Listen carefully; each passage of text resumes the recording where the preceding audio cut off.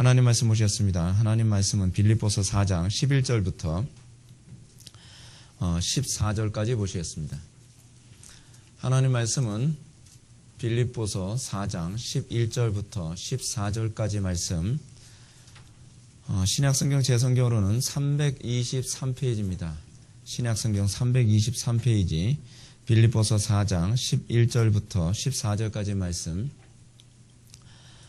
찾으셨으면 제가 봉독하겠습니다.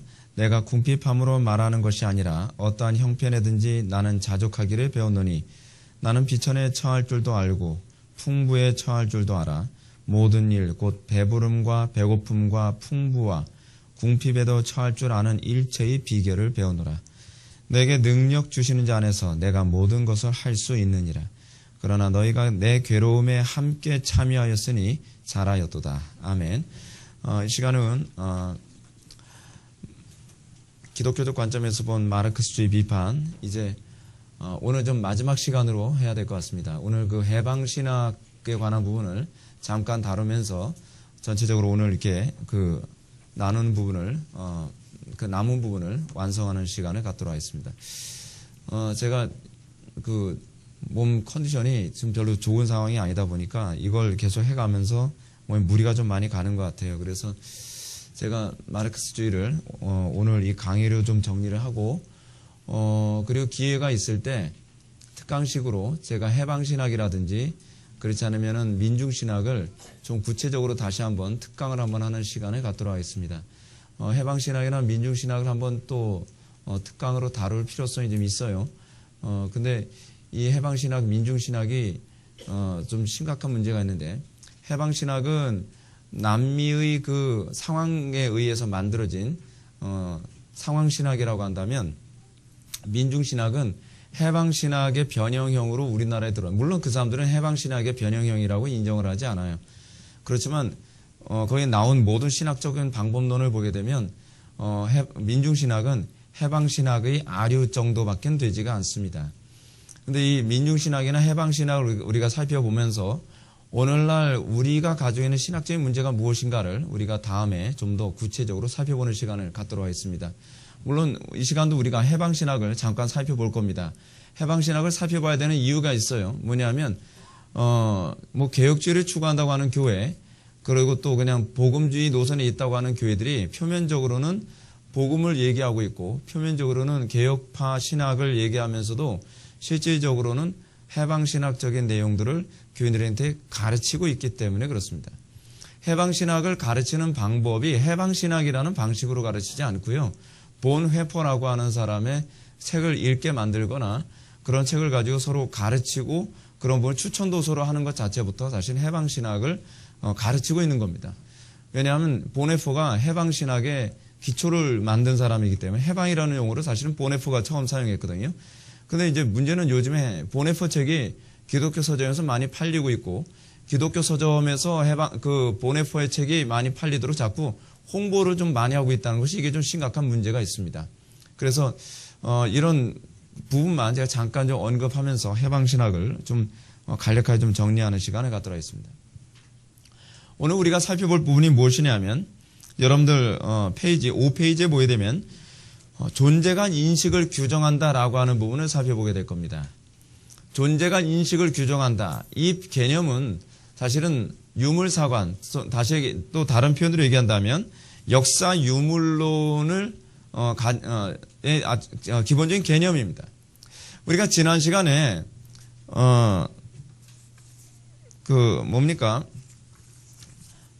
자본론 비판을 하면서 우리가 변증법의 3대 법칙을 우리가 살펴봤습니다. 그러니까 해겔주의도 그렇고 마르크스주의도 그렇고 변증법의 3가지 기본 법칙이라고 하는 거 우리가 살펴봤는데 사실은 법칙이라고 할 수가 없는 거라 그랬죠. 법칙이라는 말을 사용하는 그 용어, 사실 이거 용어 전술입니다, 여러분. 우리가 항상 용어를 굉장히 중요시 여겨야 되는데 우리는 용어가 잘못되게 되면 우리의 사고가 전반적으로 다 틀어지게 될 수 있다는 것을 기억해야만 합니다. 잘못된 용어를 받아들였다는 것은 무엇을 의미하냐면 그 사람은 그 개념을 받아들였다는 것이고 그 개념을 받아들였다는 것은 이미 그 사람에게 설득되고 있다는 것을 의미합니다. 그렇기 때문에 우리가 철학을 할 때에 철학에서 항상 관심을 갖는 것은 용어에 대한 정의이고 개념에 대한 정리입니다. 우리가 하나의 용어에 대해서 단편히 예를 들어 봅시다. 어떤 사람하고 논쟁을 한다고 합시다. 또는 어떤 사람하고 토론을 한다고 합시다. 근데 토론하거나 논쟁을 하는데 우리가 용납할 수 없는 어떤 용어를 우리가 받아들였다고 칩시다. 예를 들어서 사랑이라는 개념을 제가 자주 얘기하는 것처럼 사랑이라는 개념을 육체적인 사랑이라는 개념을 우리가 이 용어를 받아들였다고 칩시다. 그렇다고 한다면 이 용어를 받아들임과 동시에 우리는 우리가 가지고 있는 신학적 개념을 그들에게 전달할 수 있는 길이 막혀버리고 맙니다. 그러니까 우리는 제가 여러분한테 누누이 말씀드리는 것처럼 성경에 나오는 용어 하나하나를 바르게 정리를 해야만 우리는 우리의 신앙의 체계가 바르게 정리가 될 수 있습니다. 그런 차원에서 우리가 지난 시간에 이 변증법의 3대 법칙이라는 얘기를 했는데 사람들이 예를 들어서 이런 막시스트라든지 그렇지 않으면 해결주의자들 그 사람들이 변증법의 3대 법칙을 얘기하자라고 얘기한다면 우리는 이렇게 얘기를 해야만 합니다. 나는 그것을 법칙이라고 인정할 수가 없다. 거기서부터 출발해야만 합니다. 법칙이라고 인정을 하게 된다면 어떤 얘기가 되는 것이냐면 나는 그것을 공리로 인정한다는 얘기예요. 공리가 무슨 얘기인지 알죠? 더 이상 논의 가치가 없을 정도로 진리로 인정한다는 개념을 우리는 공리라고 얘기하거든요. 그 부분에 대해서 우리가 인정한다는 겁니다. 그러나 우리는 인정할 수가 없죠. 그것은 법칙이 아니기 때문이에요. 지난 주일날 우리 교회에 어떤 그 청년 한 분이 왔었었죠. 목사님 아드님이 왔었는데 뭐 그분이 또 이거 강의 들을 게 뻔하긴 한데 뭐 편집을 해도 되고 뭐 근데 그분이 사실 한국말을 잘 못하시는 분이에요.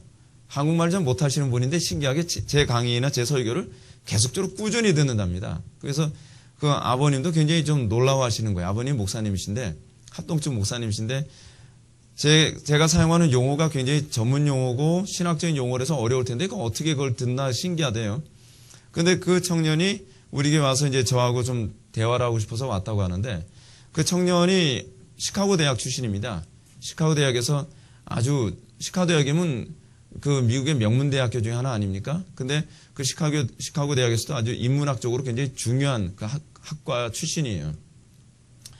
근데 그 청년하고 대화를 나누면서 놀라운 사실을 알았습니다. 그 청년이 뭐라고 얘기하냐면 시카고 대학에서 모든 교수들은 다 해결적 관점으로 모든 걸 다 가르친다 그럽니다. 해결적 관점으로 가르치다 보니까 어떤 문제까지 발생하냐면 그 학생을 그 청년을 가르쳤던 그 교수님은 유교 동란을 북침이라고 그렇게 가르칠 정도로 그 정도로 해결적 관점으로 해석하다 보니까 그렇게 해석을 하는 사람들이 굉장히 많다는 거예요. 그러니까 시카고 대학 안에서 유교 동란을 남침이 아니라 북침이라고 가르치는 그런 교수들도 굉장히 많이 있다는 겁니다. 놀랍죠? 왜냐하면 그게 사관이에요. 세계관이죠. 어떤 관점으로 역사를 해석하느냐에 따라서 결론이 완전히 반대로 날 수 있다는 거예요. 물론 다행히 그 교수님은 사고를 바꿔서 북침이 아니라 남침이라는 그 수정했다 그래요. 이유가 뭔가 했더니 와이프가 한국 여자다 보니까 사고가 좀 바뀌었나 봐요. 여자이면 무섭습니다. 자, 그런데 이 용어에 관한 부분으로 다시 돌아갑시다. 오늘 한국 교회가 왜 이토록 어려움에 처하고 있는가? 제가 다음 주에 우리 노회 그 목사 후보생 교육을 제가 가게 되는데 목사 후보생 교육에서 저에게 주어진 과제가 뭐냐면 용어와 목회라고 하는 부분이에요. 그래서 그 부분을 제가 이제 강의를 해야 되는데 목회에서 용어가 얼마나 중요한가 아주 좀 좋은 기회라고 생각이 들어요. 예를 들어서 교회라는 단어에 대한 용어를 잘못 정리하거나 또는 예배라는 단어에 대해서 용어를 잘못 정리하거나 그렇지 않으면 구원이라는 단어에 대해서 용어를 잘못 정리하게 되면 신앙의 방향 자체가 완전히 잘못 가게 되어 있습니다. 여러분들이 신앙생활하면서 이 용어가 잘못 정리되다 보니까 여러분들 그리고 이 용어를 여러분들이 저한테 배웠다 할지라도 여러분들이 용어가 정리된 건 아닙니다. 왜냐하면 여러분들이 마치 여러분들이 저에게 설교를 듣거나 강의를 들을 때 특정한 단어를 제가 어떤 단어를 사용할 때는 마치 여러분들이 영어를 모국어로 사용하는 사람이 영어를 말할 때 그냥 들리는 것처럼 제가 어떤 용어를 사용할 때 제가 사용하는 용어가 자연스럽게 여러분들 거로 들려져야만 여러분들의 사고에 변화를 가질 수 있어요. 근데 문제는 머리로는 용어를 알고 있는 것 같은데 몸으로는 그 몸이 용어를 그렇게 받아들이지 못하면 여러분들은 설교를 들으면서 여러분들이 기존에 가지고 있는 세계관으로 해석을 하면서 설교를 듣다 보니까 설교를 듣고 나서도 해석은 정반대로 나오는 거예요. 그러니까 여러분들이 이 용어 하나하나가 정확하게 정리되고 정확하게 여러분들이 체질화되는 이 과정이 굉장히 필요합니다. 이런 차원에서 우리가 오늘 살펴보는 것이 이 사람들도 이 용어전에서 그래서 얘기했던 것이 뭐죠? 우리가 지난주 거를 잠깐 복습을 한번 해만 합니다. 왜냐하면 그 사람들이 역사를 해석하는 중요한 툴로서 이거를 두고 있기 때문에 그런 것이죠. 첫 번째, 그들은 변증법적 법칙의 세 개의 법칙 중에서 첫 번째는 뭐라고 얘기하고 있죠? 대립물의 통일과 투쟁. 그죠? 두 번째가 뭐였죠? 두 번째가 예? 네, 맞아요. 양질 전화 법칙.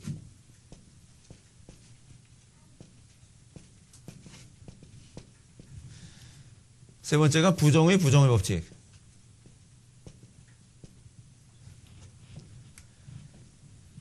이 사람들은 역사가 이렇게 돌아간다고 봅니다. 그리고 실제로 시카고 대학 안에서도 다 그렇게 해석을 한대요. 놀랍죠? 그래서 그 사람들은 6.25 동란이 일어날 당시에 중국과 소련의 이런 전쟁에 관한 문제, 그리고 이 미국의 개입에 관한 문제, 그리고 남과 북의 전쟁에 관한 문제도 다 이 개념으로 해석을 한다고 합니다. 이 개념을 해석을 하다 보니까 그 사람들도 시카고 대학 교수들인데 미국 사람인데 그럼에도 불구하고 6.25 동란의 문제는 미국이 개입해서 만든 전쟁이라고 그렇게 해석을 해요. 굉장히 의외죠. 그렇죠? 그러니까 지금 미국 안에서 트럼프가 대통령 되거나 지금 아주 난리도 아니지 않습니까?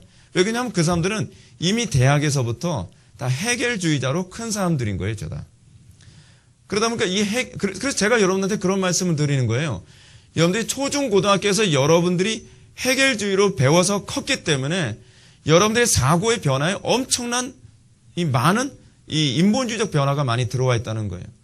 그래서 우리는 복음을 통해서 끊임없이 이 부분을 다시 독소를 제거하는 작업을 해야만 합니다.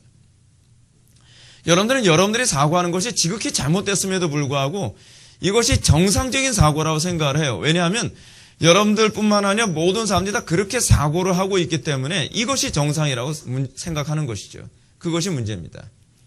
그런데 문제는 뭐냐면 이 사고가 문제가 여기 있어요. 이 사고가 여러분들이 사회생활에서만 영향을 미치는 것이 아니라는 거예요. 이 사고는 반드시 교회 안에도 들어와서 여러분들의 신앙생활에도 동일하게 영향을 미칩니다. 그래서 요즘 상당수의 교회들이 막시즘적 스타일로 교회의 흐름이 움직여지고 있는 이유가 바로 거기에 있는 거예요. 이런 차원에서 제가 오늘 존재가 의식을 규정한다라고 하는 부분을 살펴보기 전에 해방신학에 관해서 우리 잠깐 좀 생각해 봅시다. 해방신학이 나오게 된 이유가 어디 있었는가? 해방신학이 나오게 되어진 그 몇 가지 배경을 한번 염두에 둡시다. 첫 번째 뭐냐면 남미의 상황입니다.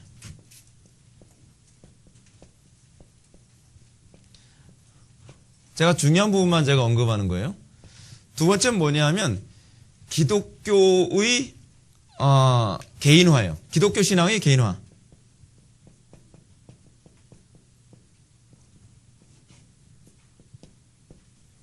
개인주의화 합시다. 개인주의화.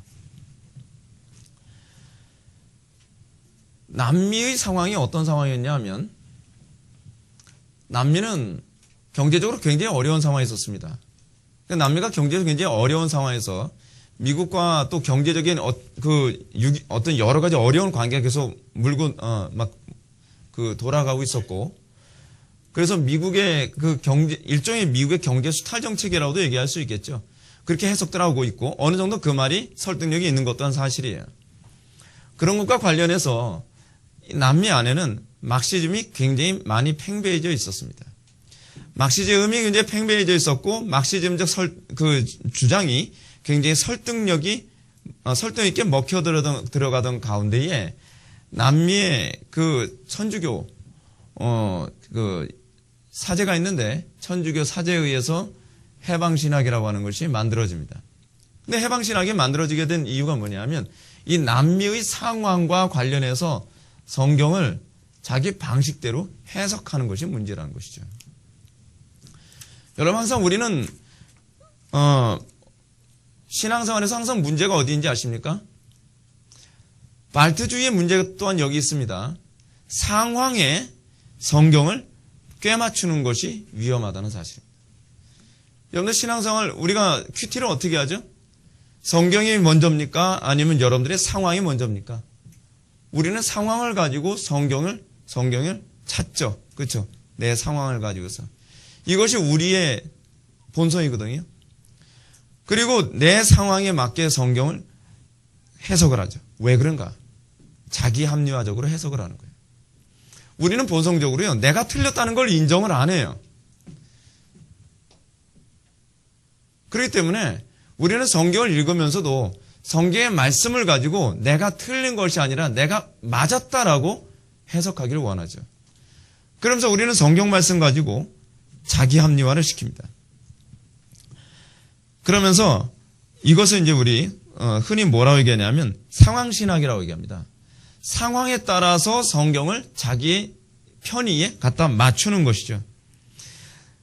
지금 이 해방신학도요. 남미의 이 혁명적 상황과 맞춰서 이 상황적 행동에 성경을 억지로 꿰맞추는 거예요. 그것도 아주 아전인수격으로요.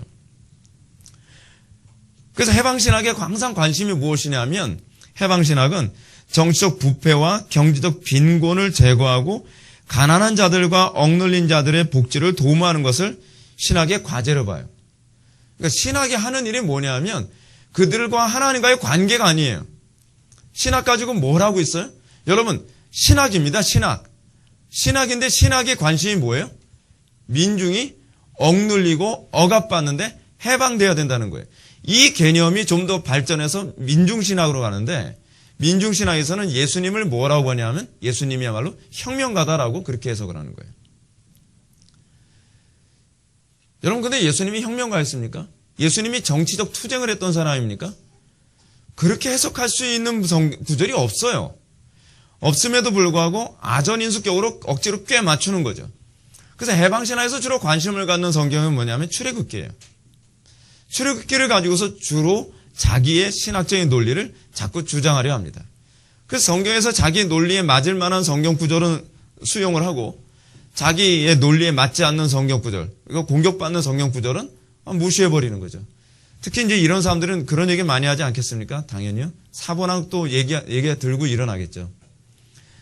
기존에 그 어떤 유명한 신학자가 여성 목사 한수 문제 가지고 얘기를 하면서 논쟁을 하니까 보수 신학자들이 이 성경의 특정한 어떤 성경 구절을 가지고 예수님이 그 신약은 여성 목사 한수를 인정하지 않는다라고 얘기하니까 어떻게 합니까?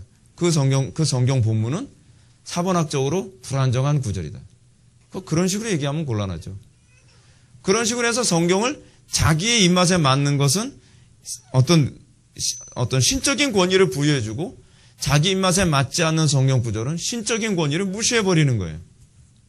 내가복음이죠. 내가복음. 그런 사람들의 특징이 뭐냐면 성경의 통일성이라든지 성경의 전체가 가는 방향에는 별로 관심이 없고 항상 성경이 어떻게 나를 지지해주고 있느냐에만 관심을 갖고 있는 거예요. 여러분들이 설교를 들으면서도 여러분들의 그 마음은 별로 달라지지는 않습니다.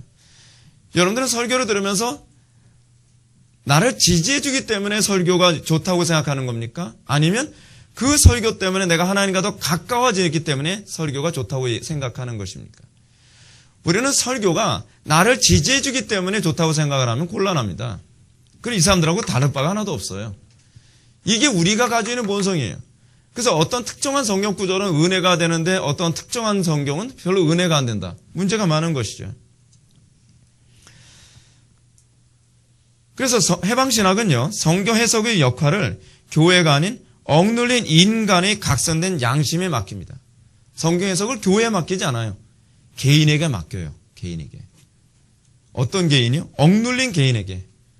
그리고 이 억눌린 개인들이 성경을 읽으면서 분노하는 거죠. 그리고 여기서 뭐예요? 아, 이 성경 구절이 우리 지지해준다. 그래서 어떻게 해요? 그 성경 구절 들고서 시위하러 나가는 거죠. 여러분, 그 사람들은 죽으면 순교일까요? 아니면은 순교가 아닐까요? 순교라고 할 수 없겠죠. 이게 이제 첫 번째로 해방신앙에 나오던 배경입니다.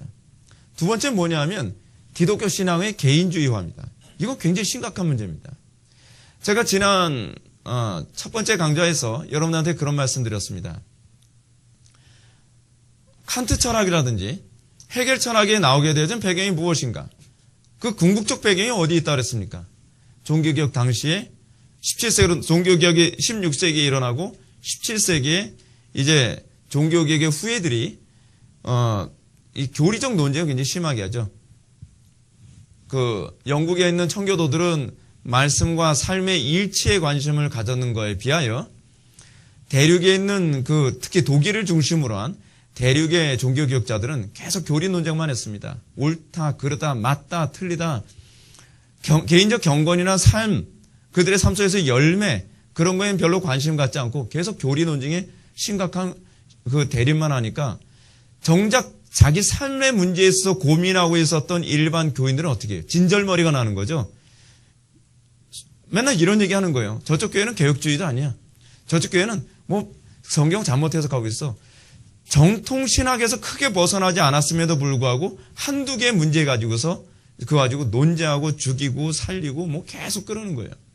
그러면 사람들에게 나타나는 특징이 무엇이냐면 교리 지긋지긋하다. 우리에겐 교리가 중요한 것이 아니라 뭐가 더 관심이 있어요? 삶. 지금 내 삶은 지금 박살이 나고 있고 내 삶은 고통투성인데 내 인생의 문제 해답을 제시해달라니까 교회에서 맨날 뭐 얘기하고 있어요? 우리 개인의 삶의 문제, 인생에는 관심이 없고 맨날 교리적으로 이게 맞다, 틀리다, 이거 논쟁만 하니까 스페논이라는 사람들이 17세기에 나타나서 뭐예요? 이 경건주의 운동을 일으키죠. 경건주의 운동이 일어나면서 이 경건주의 운동이 또 파생돼가지고 뭐예요? 칸트주의가 나오고 칸트주의만 나온 것이 아니라 이신론이 영국 쪽으로 넘어가면서 이신론도 나타나요. 그리고 대륙 안에서는 칸트주의, 그리고 나서 헤겔주의에서 또 뭐가 나와요? 그러면서 또 실존주의 나오고 계속 이 신학적으로 변질되죠. 근데 이 문제가 여기서도 또 나타나요. 기독교의 개인주의화. 기독교의 개인주의화. 이거를 이제 다른 말로 뭐라고 표현할 수 있냐면, 이렇게 표현할 수 있어요. 유신론적 신앙.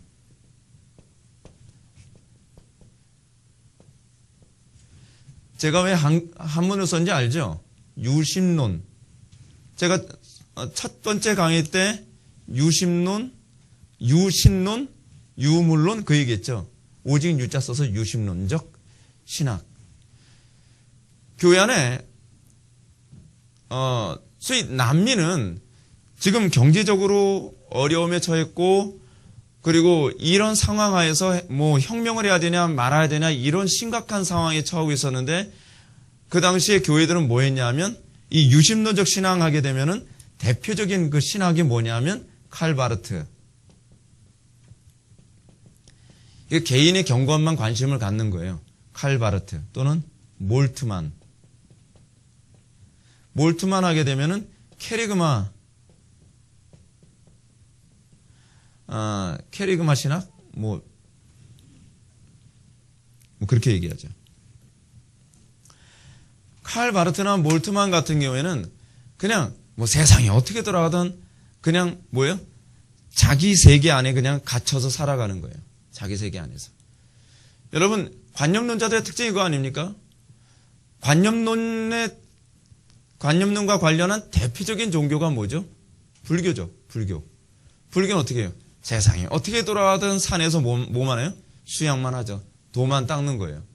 기독교가 이렇게 가니까 소위 사람들이 이것에 대해서 반작용이 일어나는 겁니다. 아니 세상이 썩어가고 있는데 정치가 썩어가고 있고 경제가 수탈당하고 있고 나라가 지금 뒤집어지고 있는데 기독교가 뭐만 얘기하고 있어요?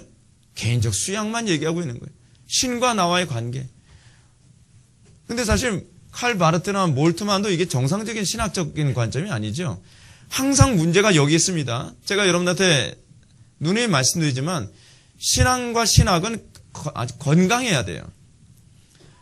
우리는 자꾸 이렇게 생각하지 않습니까? 이렇게 해도 결국 천국만 가면 되는 거 아니에요? 그 문제가 아니에요, 여러분. 그 문제가 얼마나 큰 문제를 계속적으로 야기할 수 있는지를 생각해야 된단 말이에요. 우리는 자꾸 현재 나의 개인적인 신앙에만 관심을 갖죠. 근데 사실은 그게 정상적인 신앙이 아니에요. 정상적인 신앙은 하나님을 사랑함이 반드시 어떻게 해요? 더 큰 소명으로 우리에게 오게 되어 있단 말이에요. 오늘날 기독교의 문제가 뭐냐면 내가 예수를 믿는다고 하면서 사회적 책임 없어요. 교회 안에서의 나의 책임, 의무, 관심 없어요. 가정 안에서의 나의 책임과 의무, 관심 없어요. 우리는 뭐에만 관심을 갖죠? 소명은 없고 구원만 관심 있는 거예요. 그래도 난 구원을 받았다고 얘기하는 거죠. 이게 바로 이 발트주의나 이 몰트만의 케르그마 신학에 가지고 있는 문제점인 거예요. 오늘날 우리나라 사회 안에서 나타나는 수많은 이단들이라든지 사회적 문제도 오늘날 기독교가 소위 유신론적 신학에 매몰되어 있기 때문에 그래요. 사람들이 맨날 뭐에만 관심을 갖습니까? 사회가 어떻게 돌아가든 관심이 없어요. 언젠가 이런 일이 있었죠. 노무현 대통령이 자살을 했습니다. 자살을 했더니 이 자살을 한 문제를 가지고서 어떤 교회 집사님하고 얘기를 하는데 글쎄 노무현 대통령이 자살을 했대요 라고 얘기하니까 이 사람이 고자 한다는 얘기가 하필 왜 지금 자살을 했어. 교회 행사가 내일인데. 여러분 이러니까 교회가 세상으로부터 지탄을 받는 거예요. 예수를 믿는다는 것은 여러분 사도 바울이 구원받고 나서 나 구원받았네 할렐루야 그러고 나서 더 이상 아무 생각 없이 살아갑니까? 그렇지 않죠. 사도 바울은 로마서 1장 4절에서 14절에서 얘기하는 것처럼 뭐예요? 나의 구원은 이방인을 위한 구원이다. 헬라인들을 위한 구원이다. 자기 구원에 관해서 의미를 부여하고 있어요. 나는 그냥 구원을 받은 것이 아니라 무엇을 위하여 구원받은 것이라는 거예요. 오늘날 기독교가 이 사고방식을 잃어버리고 나니까 점점 교회가 어떻게 돼갑니까? 지탄의 대상이 되고 사회적 영향력도 없어지고 그리고 이것에 대한 반작용으로 나타나는 이단들이 또 득세하고 그것에 대한 반작용으로 오늘날 나타나고 있는 것이 바로 해방신학이나 민중신학의 교회 안에 또 침투해 들어가는 원인으로 작용하고 있다는 겁니다. 그거 알고 있습니까? 오늘날 상당수의 개혁파 노선을 걷는다고 하는 목사님들이 개혁파 신학을 가르치는데 그 개혁이라고 하는 단어, 여러분 개혁이 뭡니까? 개혁이라는 단어부터도 그분들 아마 가르칠 땐 제대로 가르칠 거예요. 개혁이라는 말 자체가 리폼드 아닙니까? 리폼드? 리폼 한다는 게 뭐죠? 리폼? 뒤집어 엎는 건가요?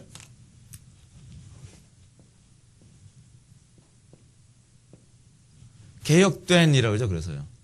이딜선에서 수동태로선에서 reformed. 뭘 리폼한다는 거예요? 리가 뭐죠? again의 의미 아닙니까? 다시 본래의 교회의 모습으로 리폼 다시 돌아가는 거 아니에요? 원래 폼으로 돌아가는 것. 근데 문제가 뭐냐면 교회 안에서 교회됨이 나타나지 않고 사회가 점점 이상하게 돌아가는 것을 보면서 리폼을 해야 될 교회들이 개혁교회들이 어떻게 되냐면 우리가 시위하러 나가야 되고 그리고 우리가 사회혁명을 주도해야 되고 뭐 그런 식의 그러면서 막시즘을 교회 안에서 가르치고 뭐 다 그렇다는 건 아니에요. 특정 어떤 교회에서는 그런 모습도 보여진다는 얘기죠.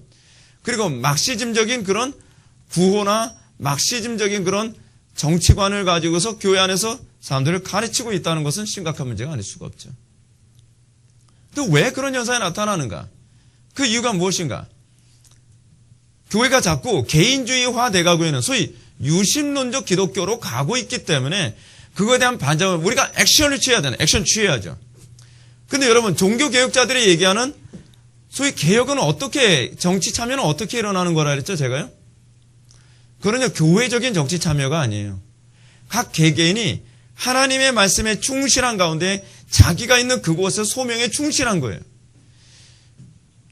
여러분, 그리스도인 한 명 한 명이 자기가 있는 그 장소에서 자기의 소명에 충실하다면 개혁이 안 일어날 수가 없죠. 근데 제가 보는 견지에서의 오늘날 기독교인들은 어떤지 아십니까? 사회 악의 근원 역할을 하는 사람들이 얼마나 많은지 몰라요. 우리나라 정치계에 있는 기독교인들이 좀 올바르고 정직하게 정치만 한다 그래도요, 우리나라 이런 소리 안 나옵니다. 그죠? 근데 문제는 뭐냐면 법을 어기고 그리고 이 죄악을 범하는 상당수의 기독교인들이 사회 영역에서 그런 역할을 하고 있다는 것이 문제예요. 그러니까 어떻게 해요? 성경으로 돌아가지 않았기 때문에 사회개혁을 이제는 소위 막시즘적 방식으로 사회개혁을 생각하고 있는 거예요. 사회를 뒤집어 엎어야 된다는 거죠. 레볼루션을 얘기하는 거예요. 혁명을 생각하는 거예요. 혁명을요. 사람을 뒤바꾸자. 여러분, 그게 기독교입니까? 저 특정한 정치가가 잘못됐으니까 저 정치가를 끄집어 내려서 내가 원하는 사람을 끄집어 올리면 여러분, 정치가 개혁되는 건가요? 성경이 얘기하는 정치관은 그게 아니에요. 예수님이 로마의 정치를 개혁하려고 하셨습니까? 그러지 않았죠. 항상 성경의 관심은 뭐예요? 그래, 하다못해 구약에서조차도 사울왕 같은 사람이 정치를 잘못했다고 해서 다윗이 나는 하나님의 법대로 나는 정치할 자신이 있으니까 저 사울왕 끄집어 내려야 돼. 그런 식으로 했던 사람이 아니에요. 기독교는 뭐 해야 되는 건가요? 기독교는 밖에 나와서 데몬스트레이션을 하기 전에 제가 눈에 얘기하는 거지만 여러분 기도의 능력을 믿는다면 기도해야죠.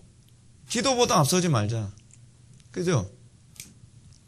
근데 기도는 안 하고 맨날 혁명을 얘기하고 강단에서 정치 비판을 하고 특정한 정치인을 두둔하고 그러면서 나라를 개혁해야 된다.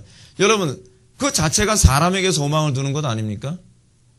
우리가 하나님께 소망을 둔다면 특정한 어떤 정치인을 두둔하는 것이 아니라 하나님의 말씀이 보편화되어지면 이 땅에 하나님의 통치가 구현될 것이다 라고 생각을 해야 되는 거 아니에요? 하나님의 말씀. 그러니까 이 바르트나 칼발트나 불트만의 기독교는 세상을 완전히 외면해버린 타계주의로 치우침에 대하여 사람들이 이제 반발하고 그것에 의해서 나타난 것이 해방신학이라는 것이 나오게 된 것이죠. 뭐 쉽게 얘기해서 기독교가 재구실 못하니까 또 그 빈자리를 비집고 들어오는 이단이 나오게 된 거예요. 오늘날 선교단체도 나오게 된 이유가 무엇입니까? 여러분, 선교단체라는 게 과거에 있었습니까? 20세기 이전에는 선교단체라는 개념 자체가 없었습니다. 선교단체가 나온 이유가 무엇입니까? 교회가 재구실을 못하니까 재구실 못하는 그 자리에다 뭔가를 또 채워 넣어야 될 것 같은 거예요. 그러다 보니까 선교단체라는 게 나오죠. 여러분, 아버지 학교, 어머니 학교, 그게 도대체 왜 나오는 겁니까? 복음을 복음되게 전달하게 되면, 가르치게 되면 아버지 학교, 어머니 학교 없어도 얼마든지 교회는 성도들의 가정은 제대로 잘 돌아가게 되어 있습니다. 근데 문제는 뭐냐 하면 교회가 복음을 제대로 가르치지 않으니까 자꾸 아버지 학교를 통해서 그 빈 공간을 뭔가 또 메우려고 하고 어머니 학교를 통해서 뭐 빈 공간을 또 메우려고 하고 또 거기다 또 내적 치유를 해가지고 또 그 빈 공간을 또 메우려고 하고 복음이 복음되게 선포되지 않으니까 그 빈 공간이 너무 많이 생기니까 자꾸 다른 걸로 자꾸 채워 넣으면서 거기에 철학이 들어가고 심리학이 들어가고 뭐 이상한 게 자꾸 들어가면서 이 교회가 본연의 모습이 없어지고 괴물이 돼가는 것이죠. 그러니까 로이전스 목사님 말씀하신 것처럼 교회가 본질로 돌아가면 이 모든 것은 알아서 다 해결되어집니다. 제가 지난 주일 안예배 때도 여러분한테 그런 말씀을 드렸죠. 초대교회의 교회의 핵심을 딱 두 가지로 얘기할 수 있다 그랬죠. 말씀과 기도면 충분한 거예요. 초대교회 안에 문제가 생기니까 그 사람들이 뭐 합니까? 새로운 시스템을 만들자? 새로운 프로그램을 만들자? 그러지 않았죠. 교회 안에 문제가 생기니까 그들은 본질로 돌아왔습니다. 우리는 기도와 말씀에 전무하리다. 기도와 말씀으로 돌아가면 교회의 몰래 모습이 나오기 시작하는 거예요. 근데 문제는 어떻게 하든지 기도 안 하고 그 모양을 만들어 보려고 하는 거예요. 어떻게 하든지 말씀 안 하고 말씀 바르게 증거하지 않고 그 모습을 만들려고 하는 거예요. 그렇게 되면 뭐가 생기는 거죠? 소위 인본주의 적인 그 소위 파라다이즘이 나오는 거죠. 그렇죠? 자꾸 인간이 만들어낸 어떤 낙원을 자꾸 구축해내려고 하는 거예요. 여러분들 가정에 하나님 나라가 오도록 만들면 가정의 모든 문제가 해결되어집니다. 근데 우리는 어떻게 하든지 하나님 빼고 낙원 만들려고 하는 거예요. 하나님 빼고 모든 문제를 해결해 보려고 하는 거예요. 하나님 빼는 방법이 뭔지 아세요? 기도와 말씀 안 하는 거예요. 근데 제가 여러분들한테 말씀드렸죠. 기도만 빼거나 말씀만 빼는 것이 아니라 두 개 다 빠지는, 아니, 여러분들, 저는 기도는 좀 적게 해도 말씀은 많이 보는데요. 그렇다고 해서 여러분들이 하나님이 인정하는 게 아니죠. 저는 말씀은 좀 안 봐도 기도는 많이 하는데요. 전 교리는 잘 몰라도요. 교리에 좀 별로 관심 없어도 그래서 전 기도는 많이 해요. 그런다고 해서 거기에 하나님을 인정하는 것이 아닙니다. 왜냐하면 말씀을 빼버리면 자기 방식대로 종교 생활을 하게 되어 있고요. 기도를 빼면 자기 방식대로 성경을 해석하게 되어 있어요. 그래서 성령의 조명을 받지 않은 사람이 성경을 해석하면 꼭 이상하게 해석해서 자꾸 이것이 논쟁거리가 되고 그것이 이단이 되고 문제가 자꾸 발생하는 것이죠. 그래서 말씀과 기도는 동전의 앞뒤면과 같습니다. 말씀과 기도에 충실한 것이 이것이 하나님을 인정하는 방식이에요. 기도하면, 그럼 우리는 자꾸 이런 얘기하죠. 그럼 기도만 합니까? 행동은 안 합니까? 꼭 기도 안 하는 사람들이 그런 질문을 해요. 기도를 해보십시오. 행동을 안 하게 되어 있나? 기도하면 그 기도가 우리를 어떻게 만들죠? 행동하게 만들어요. 기도는 우리에게 불이 붙게 만들고요. 기도는 우리로 하여금 말할 바를 알게 해주시고요. 기도는 우리에게 열정을 심어줘요. 기도는 우리로 하여금 어떻게 행동해야 될지를 분명하게 만들고 확신을 줘요. 기도를 하면서도 행동을 안 한다고 한다면 여러분 그 사람 기도 잘못하는 겁니다. 100%입니다. 여러분 우리의 신앙의 선배들 중에서 기도하면서 행동이 없었던 사람들이 있었습니까? 기도하면서 불경건했던 사람들이 있습니까? 아니에요. 없어요. 없을 수밖에 없죠. 왜냐하면 기도가 의미하는 바는 막연히 그냥 나는 신에게 어떤 것을 알려드리고 내 책임을 빼겠다라고 하는 의미가 아니에요. 여러분 예수님이 기도만 하시고 십자가 아니셨습니까? 그 기도를 모르면 그런 질문을 하지 말아야 돼요. 예수님의 기도는 항상 행동을 위한 기도였어요. 근데 그 행동을 하는데 내 힘으로 할 수 없기 때문에 하나님의 능력으로 행하겠다는 얘기예요. 그게 바로 기도거든요.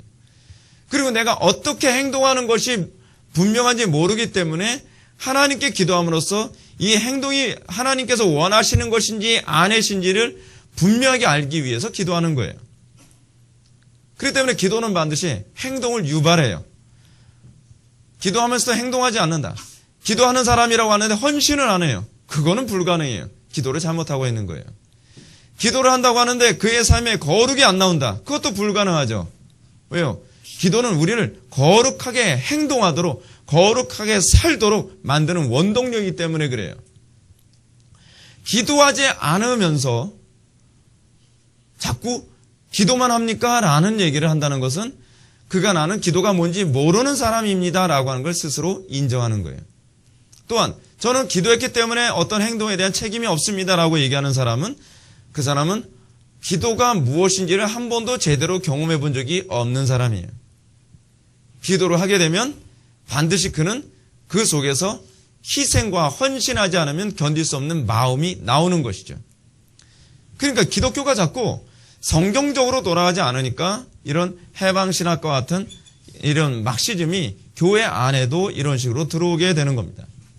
왜냐하면 행동하지 않는 기독교를 어떻게 하면 행동하게 만들까? 이게 오늘날 상당수의 개혁주의를 표방한다고 하는 교회 안에서 나타나는 문제예요. 개혁파 교회 목사님들이 성도들에게 교리도 많이 가르쳐요. 또 그 뭡니까? 웨스트민스터 신앙고백서 하이델베르크 요리 문답, 뭐 그렇지 않으면 제네바 문답, 뭐 이런 거 뭐 신앙 고백서 막 다 가르쳐요. 다 가르치는데 문제가 항상 개혁파 교회에서 나타나는 문제가 무엇이냐면 가르치는데 왜 안 움직이냐는 거예요. 가르치는데 왜 헌신하지 않느냐는 거예요. 가르치는데 왜 그들은 개혁된 삶을 살고 있지 않냐는 거죠. 그러니까 그들을 움직이게 만들기 위해서 어떤 방법을 사용하는 거예요? 막시즘이라고 하는 방법을 교묘하게 거기다 집어넣는 거죠. 아, 기도를 해야죠, 기도를. 기도로 사람을 움직이는 법을 배우라. 조지 밀러가 한 말이던가요? 예수님은 모든 일을 할 때 기도를 하셨죠. 왜냐하면 기도의 힘을 믿었기 때문에. 기도하면 움직인다는 걸 알았어요. 근데 기도하지 않으면서 사람들을 움직이려고 하니까 어떻게 해요? 철학을 사용할 수밖에 없죠. 여러분, 사람이라는 존재는요, 타락한 사람, 인간은요, 절대로 성경 가지고 안 움직입니다. 그건 제가 느낀 바예요. 성령의 역사가 아닌 이상 설교를 아무리 잘해도요, 사람은 말씀 때문에 움직이진 않습니다. 왜냐하면 내 본성에 거슬리기 때문이에요. 어쩔 때 저 사람들이 움직이기 시작하느냐? 거기다가 사람들이 눈치채지 못할 정도, 어떤 사람은 눈치챌 수 있을 정도로 아주 노골적으로 하기도 하지만 눈치채지 못할 정도로 인본주의적인 방법을 거기다 가미를 해야만 움직이기 시작해요. 그럼 인본주의적인 방법이라는 게 무엇일까요? 간단해요. 막시스트들이 하는 방법과 똑같아요. 욕심을 자극하면 돼요. 그들의 이해 득실의 문제, 돈의 문제, 그들의 감정의 문제, 그리고 그들의 피해의식의 문제. 그죠? 해방신학이라든지, 그렇지 않으면은, 해결주의라든지, 막시즘이라든지, 이들의 항상 전제는 뭐냐면 피해의식이에요. 내가 피해를 당하고 있다. 피해의식만 심어주면 얼마든지 움직입니다. 사람을 움직이는 것은 아주 간단합니다. 사람들을 움직이는 방법에 관해서 정치가들이나 크리스천 심리학자들은 이렇게 얘기합니다. 그들의 욕심을 자극할 것이 무엇인가를 찾으라. 그리고 그들의 욕심을 자극할 것을 던지면 군중들은 움직일 것이다. 간단한 거 아닙니까?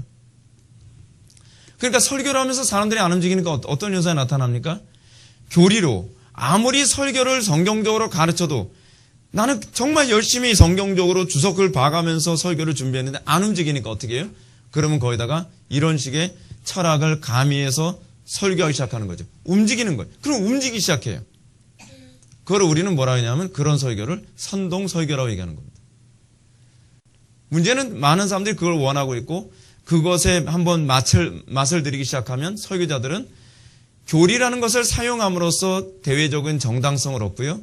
그리고 그 안에다 선동적인 요소를 조금씩 가미해서 사람들을 움직여서 이익을 얻죠. 그래서 사람들은 그걸 좋아하죠. 그리고 그런 사람들에게 환호하죠. 그리고 정상적으로 설교하는 사람들 별로 안 좋아하죠. 제가 해보니까 그래요. 정상적으로 설교하는 목회자 좋아하는 것 같은데 시간 지나면 아니에요. 은근히 조금씩 욕심을 채워주길 원해요. 그게 인간이에요. 그게 인간. 자, 그럼 우리 한번 이거 들어갑시다. 존재와 의식을 규정한다. 역사적 유물론 또는 유물사관. 유물사관. 사관이 뭐죠? 역사를 해석하는 관점. 그렇죠? 똑같은 하나의 사건이 나타나는데 똑같은 팩트를 바라보는데 관점이 다르면 해석은 정반대로 나올 수 있죠. 그죠?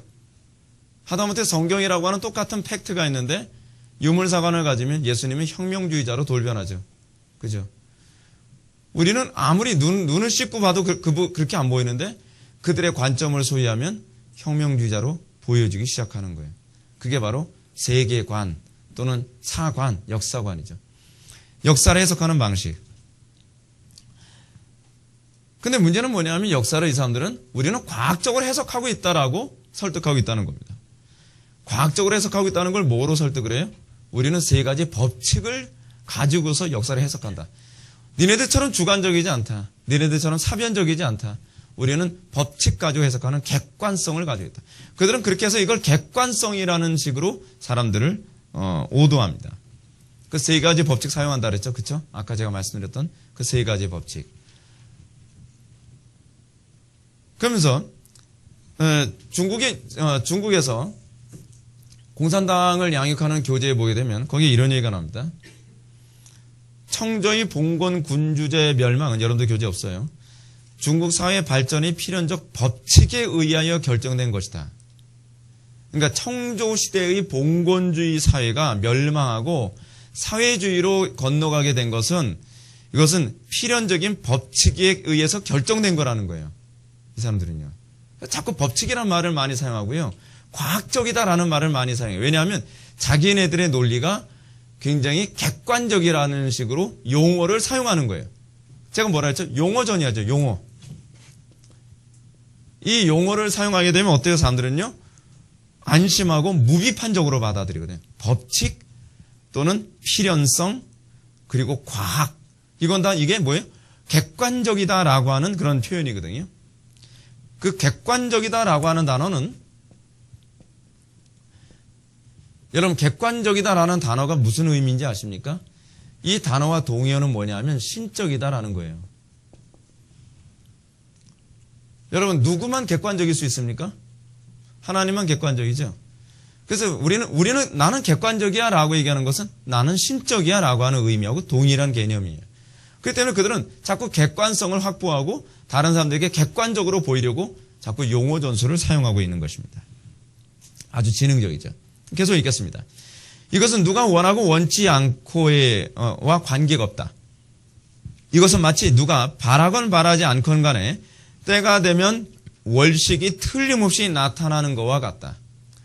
청조의 봉건 군주 시대가 사회주의로 공산주의로 되는 것은 이것은 마치 때가 되면 월식이 일어나는 것과 별반 다르지 않다. 이것은 당연한 것이다. 라고 이렇게 얘기합니다. 과학적인 것이다. 그렇게 하면서 자기네들의 혁명운동을 객관성으로 합리화시킵니다.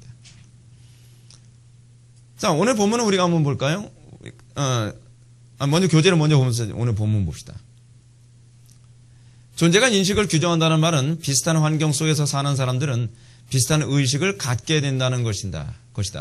예를 들어서 노예제도 사회 안에서 노예들이 거의 대부분 자신들이 노예라는 사실에 관하여 비판하고 분노했다.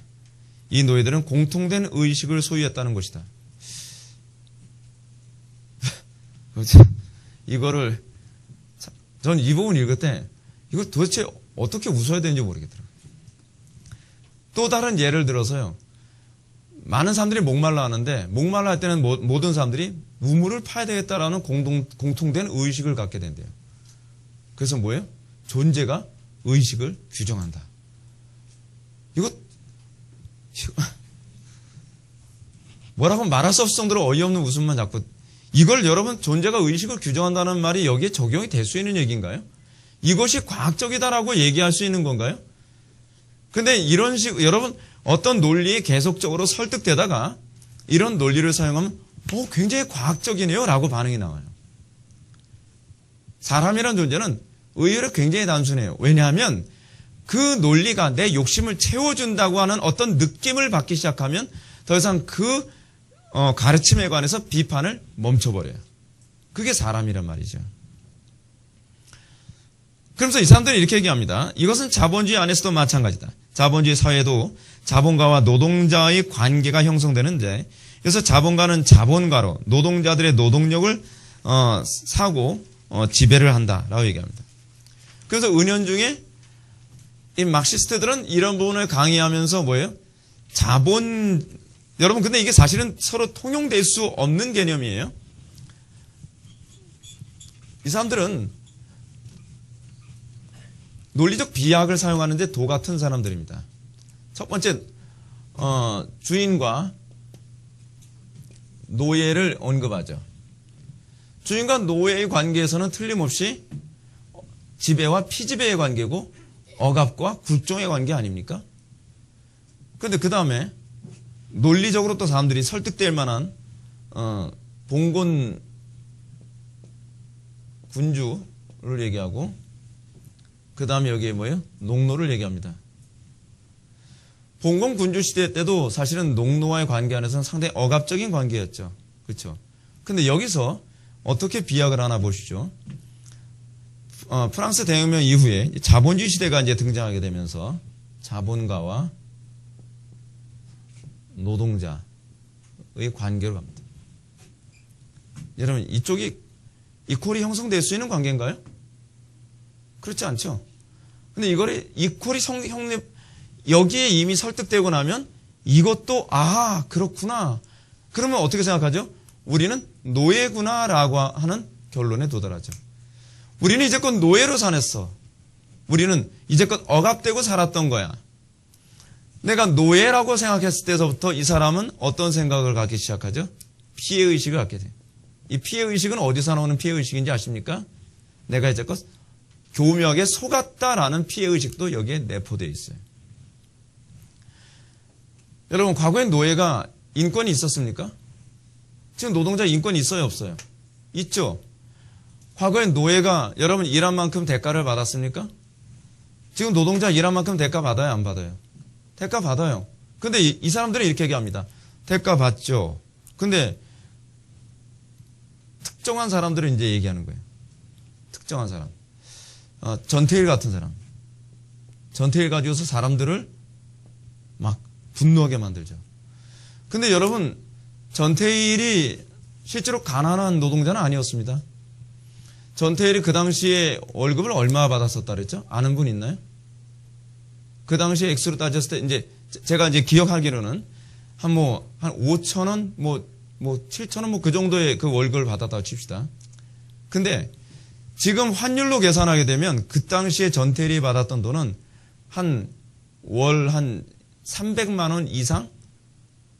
한 500만 원 정도? 한 그 정도 라인 안에 있다는 거예요. 그럼 여러분, 이 전태일은 정말 가난하고 억압받는 노동자, 그리고 소위 노동력을 착취당한 노동자의 대명사라고 할 수 있는 사람인가요? 그렇게 하지 않죠. 근데 이 사람들은 뭐라 그러죠? 전태일이 그 당시에 얼마에 그토록 뼈 빠지게 노동을 하면서 얼마 받았냐니 7,000원 받았다. 그럼 사람들 분노하는 거죠. 세상에. 저렇게 노동을 시키고서 7,000원을 받다니. 근데 사람들은 거기서 뭘 계산을 못하죠? 그 당시에 7,000원이 오늘날 얼마였는지는 얘기를 안 해주는 거예요.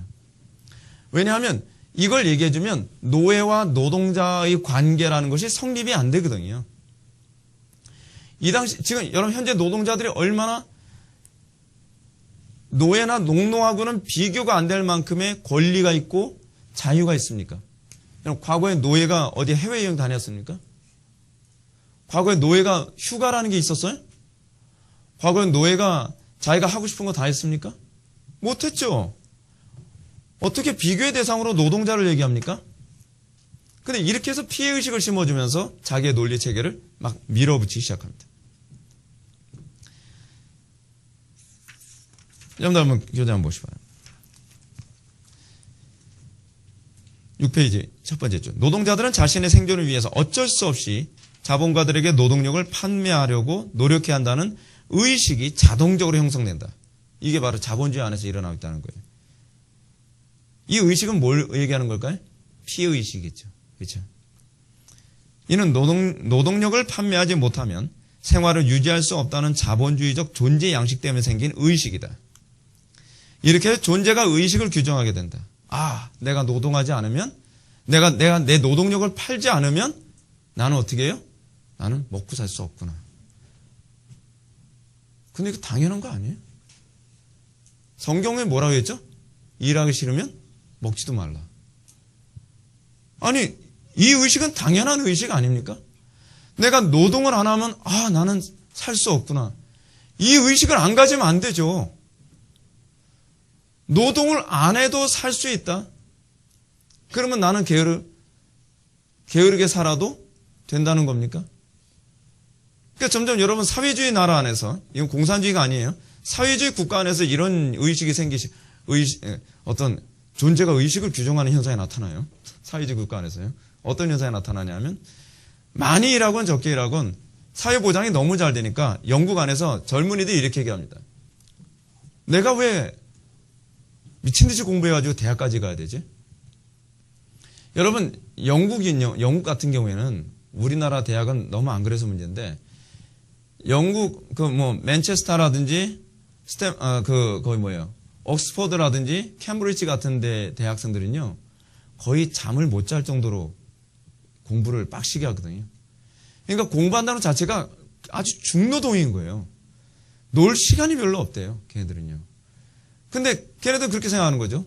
어차피 내가 중학교만 나오든 고등학교만 나오든 직장을 안 가져도 국가에서 알아서 먹여 살릴 텐데. 뭐죠? 존재가 의식을 규정하기 시작하죠. 왜 이런 의식을 규정할 거라는 건 생각을 못 하죠?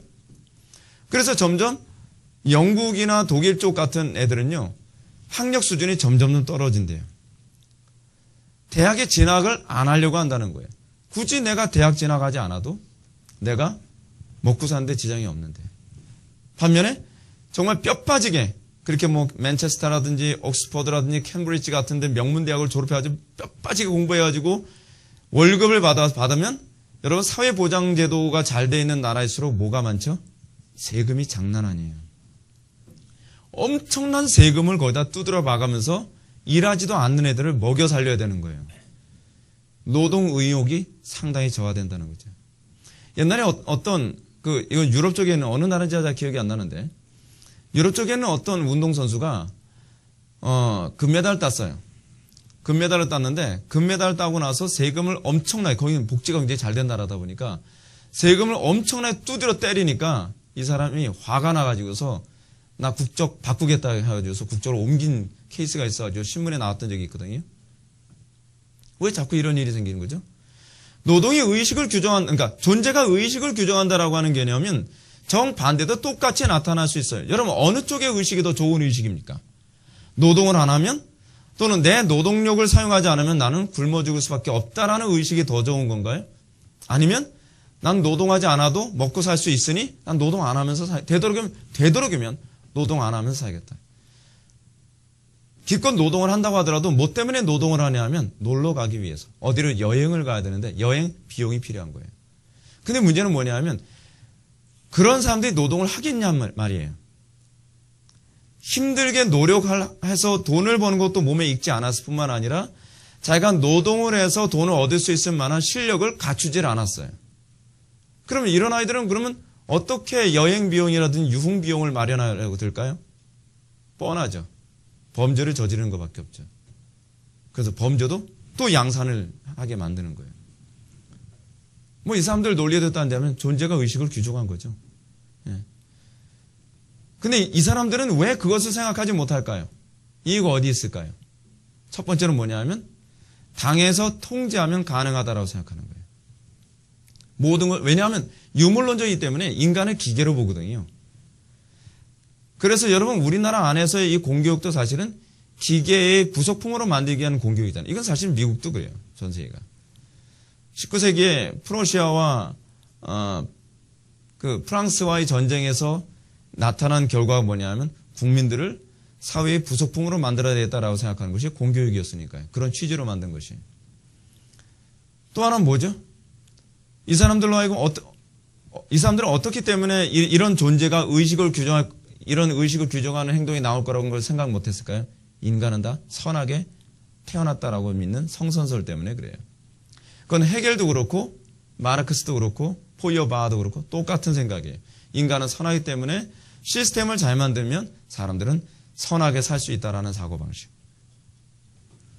근데 성경적 관점에서 본다면 인간의 전적 타락이라고 하는 부분은 어떻게 하든지 인간은 자기 이기심을 만족시키면서 살려고 그러지 결코 희생하면서 살려고 하질 않아요. 믿음이 들어갔을 때 그때서부터 우리가 지난주에 난예배 때 봤지만 다른 사람을 위해서 희생하기 위해 스스로 생각하기 시작하죠. 그죠?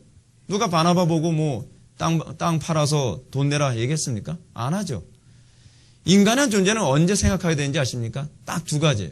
첫 번째 뭐냐면 거듭나기 전에는 내 욕심과 관련을 맺을 때라야만 생각을 해요.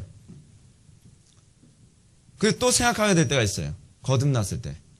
거듭났을 때는 내가 어떻게 하나님과 이웃을 위해 살 것인가를 고민하게 되는 거예요. 거듭나기 전에는 인간은 결코 생각하기 싫어해요. 죽기만치 생각하기 싫어하죠. 근데 여러분 정말 생각하기 싫어하는 아이들조차도요. 자기 이해득실과 관련된 문제에 딱 부딪히면 머리가 비상하게 돌아갑니다. 바퀴벌레도 그렇다 하지 않습니까? 바퀴벌레도 생명의 위협을 느끼면 순간적으로 IQ가 몇 가지 올라간대요? 200까지 올라간대요. 뭐 believe it or not. 믿거나 말거나. 근데 인간의 존재는요, 거의 자기 이기심의 어떤 위해가 발휘될 때라야만 머리를 반짝반짝 돌리기 시작한다는 거죠. 그게 인간이에요. 자, 이런 주장이 과연 타당성이 있는가? 먼저 우리는 존재가 의식을 규정한다. 그렇기 때문에 어떠한 동일한 환경 속에서는 동일한 의식이 규정된다. 그럴까요? 우리 교회도 쌍둥이가 있지만 여러분, 쌍둥이가 동일한 환경에서 자라고 동일한 부모 밑에서 자랐지만 동일한 의식이 나오질 않아요. 한 가정 안에서 동일한 환경 속에 자란 아이들 중에서도요, 어떤 아이는 범죄자가 되는 수가 있고 어떤 아이는 굉장히 뛰어난 인물이 되는 경우도 있어요. 제가 아는 그 친구가 하나 있어요. 제가 어렸을 때서부터 다녔던 교회 친구입니다. 근데 그 친구 집안은 굉장히 불우했어요. 어머니가 첩이었고요. 그리고 아버지는 그냥 한량도 아니고 아주 그냥 개망난이었어요. 그냥 맨날 집안은 난장판으로 만들고 맨날. 그래서 자녀 교육도 잘 안 시키고 그랬어요. 그래서 제가 어렸을 때 그 친구를 기억을 하면 그 친구가 저보다 한 2살인가 많았는데 항상 더럽고 좀 지저분하고 가난하고 그리고 못 배운 티가 나고 뭐 그런 분위기였어요. 그런 분위기였는데 그 친구와 그 동생이 하나 있었는데 시간이 지나면서 같은 환경 속에 자랐는데 이 친구는 나중에 열심히 공부하고 또 기도 생활하고 그러더니 지금은 성교교 교단의 목사님이 됐어요. 그런데 동생은 완전 개판이에요. 존재가 의식을 규정합니까? 환경이 사람을 만든다고 얘기할 수 있습니까? 아니에요. 사람을 만드는 건 하나님이에요. 우리는 유신사관을 가지고 있죠. 유신사관. 모든 것의 제1원인은 하나님에게 있고 하나님께서 모든 것을 주관하시고 하나님께서 모든 것을 결정하신다. 그래서 우리는 우리의 삶 속에서 내가 원하지 않는 환경과 사건이 벌어질지라도 우리가 범사에 감사하는 것은 유심사관 때문에 그래요. 모든 거 하나님께서 주관하시기에 우리는 안심하고 우리는 안식할 수 있는 거죠. 하나님의 주권을 믿는 거예요. 하나님께서 모든 걸 통치하시고 하나님의 뜻대로 모든 것이 이루어진다는 것을 믿는 것이죠. 그것을 뭐로 고백하죠? 그걸 고백하는 게 뭐예요? 그게 감사예요. 감사. 범사에 감사하라. 이는 그리스도 예수 안에서 너희를 향하신 하나님의 뜻이니라. 하나님의 뜻이라고 아주 명쾌하게 나온 것 중에 하나는 뭐냐면 감사예요. 감사하지 않는다는 것은 내가 아직까지도 유신사관에 아직 잘 서 있지 못하다는 것을 입증해주고 있는 것이기도 합니다. 또한 여러분, 노예제도 안에서 나타난 존재와 의식의 상관관계를 오늘날 자본주의 안에서도 그대로 적용 가능한가? 그죠? 비약이 심하죠. 비약이 심해요. 논리적 비약입니다. 그 다음 패러그래프. 그러나 자본주의 사회에서는 그렇지 않죠. 자본주의 사회에서는 첫째, 개인의 존엄성이 존중되며 법적인 보호가 보장되죠. 그리고 우리는 계속적으로 이 부분에 대한 개선을 하고 있죠. 그렇죠? 노동자들이 굉장히 많은 부분에 있어서 억압받거나 피해를 보고 있는 부분을 우리는 끊임없이 정당 정치를 통해서 개선해 나가려고 애를 쓰고 있고 그 부분이 지금 계속 개선돼 가고 있는 과정이기도 하고요. 실제로 우리나라는 과거 70년대나 80년대 같은 때보다 굉장히 민주화된 것 또한 사실이고요. 그죠? 근데 실제로 공산주의는 민주화가 되고 있지 않고 점점 퇴보되고 있어요. 공산주의 사회 안에서는요, 개인의 인권이란 사실 존재하지 않아요. 왜냐하면 전체주의이기 때문에. 공산주의는 전체주의로 갈 수밖에 없어요. 전체주의라고 하는 것은 하나의 카리스마 안에 있는 사람이 절대화되는 것이죠. 그리고 그 사람의 뜻에 위배되어지면, 예를 들어서 히틀러의 그 절대적인 카리스마 밑에서 그의 통치를 따르자면 어떻게 되죠? 다 죽임을 당하는 것처럼 공산주의 사회 안에서는요, 개인의 존엄성이란 존재하지 않아요. 여러분, 우리는 굉장히 그 사회주의로 가게 되면은 인권이 존중될 거라고 생각하는데, 실제로 여러분 사회주의 안에서 인권이 어떤 사람들의 인권이 존중되어집니까? 소수 성애자, 뭐 이런 사람들의 인권. 그리고 또 어떤 인권을 자꾸 약자의 편을 들어야 된다. 여러분 왜 자꾸 약자의 편을 들어야 된다고 얘기하냐면 이게 바로 해결주의 때문에 그러거든요. 해결주의적 관점은 항상 약자의 편을 들어야 역사가 진보한다라고 그렇게 생각하고 있어요. 얼마나 기계적인 사고입니까? 약자는 항상 옳은가요? 약자가 옳다는 사고방식은 어디서 나온 건가요? 성경적이지는 않죠. 근데 소수 성애자라든지 그렇지 않으면은 소수 종교를 가진 사람들, 단편히 예를 들면 이슬람. 그래서 유럽이라든지 미국 같은 나라에서 해결주의를 받아들이면서 어떤 현상이 나타났죠? 이민자들 받아들이자. 이민자들 받아들여서 어떻게 됐습니까? 나라가 쑥대밭 돼버렸죠. 나라가 쑥대밭 되는 것 때문에 뒤늦게 교훈을 얻고 깨달은 국민들이 영국에서 어떤 일을 하게 됐습니까? 블랙시트 하게 됐잖아요. 요번에 블랙시트를 완전히 결정을 했죠. 요번에 메이 총리가요. 메이 총리가 블랙시트를 결정을 했는데 영국이 블랙시트를 결정하고 난 다음에 유예기간을 둔 거예요. 유예기간을 뒀다가 요번에 메이 총리가 블랙시트를 완전히 우리 국민은 완전히 EU에서 탈퇴한다. 조금의 양다리도 걸치지 않을 것이다. 그리고 EU에게 조금도 의지하지도 않을 것이다. 우리는 완전히 독립된 국가로서의 영국이 될 것이다. 라고 선언을 했어요. 근데 놀라운 사실은 무엇이냐면 EU로부터 탈퇴한 그 영국이 경제적으로 굉장한 어려움을 겪게 될 거라고 생각을 했는데 정반대로 대단한 흑자로 돌아서고 있다는 거예요. 우리나라 언론은 굉장히 잘못 보도를 한 거죠. 오히려 영국의 판단이 옳았죠. 해결주의적 관점이 틀렸다는 것을 또다시 입증해주고 있는 거예요. 지금 미국은 트럼프가 대통령 되면서 해결주의와 사실은 기독교적 세계관의 엄청난 대형 충돌이 또다시 일어나고 있는 거예요. 그리고 자본주의 안에서 두 번째로 자본주의 안에서는 일한 만큼 보상을 받죠. 제가 아까 설명했던 것. 네 번째로 자본주의 사회 안에서는 자신의 노력과 능력만 된다면 신분 상승이 가능하죠. 그렇죠? 가능합니다. 네 번째로 동일한 환경 가운데 동일한 의식을 갖게 되는 소위 사회적 의식이라는 것은 대부분 교육과 선동과 세뇌라는 의식화의 결과인 경우가 많습니다. 그렇죠? 여러분, 우리는 자꾸 사회적 의식, 동일한 환경 속에서는 사회적 의식이 자꾸 형성된다라고 얘기하는데 그 사회적 의식이 과연 자발적으로 생겨진 의식인가? 그렇지 않으면 누구에 의해서 만들어진 의식인가? 우리는 분명히 생각해 볼 필요성이 있죠. 근데 상당수의 사람들이 가지고 있는 소위 사회적 의식이라고 하는 것은 거의 매스컴이라든지 교육에 의해서 만들어낸 세뇌일 가능성이 농후하죠. 그죠? 그런 차원에서 우리는 이 부분도 별로 설득력이 없다고 봅니다. 근데 여기서 우리가 좀 관심을 가져야 될 문제가 뭐냐면 왜 자꾸 이런 막시즘적 현상이 자꾸 나타나고 설득력이 생기는가? 그 이유는 뭐냐면 직업관에 관한 문제부터가 문제가 있어요. 기독교인들부터 성경적 직업관을 회복하지 못했다는 것이 문제입니다. 제가 여러분한테 누누이 말씀드리지만 성경이 얘기하는 직업은 무엇입니까?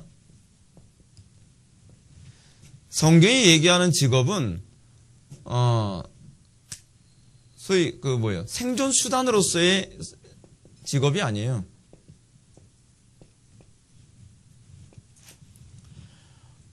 성경이 보는 관점에서 직업이 타락이라고 하는 것은 항상 생존 수단으로서 직업을 바라보기 때문에 타락하게 되는 것이죠.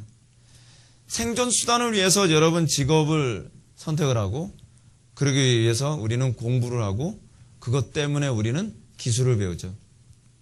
여러분 거기에는 사랑은 존재하지 않죠.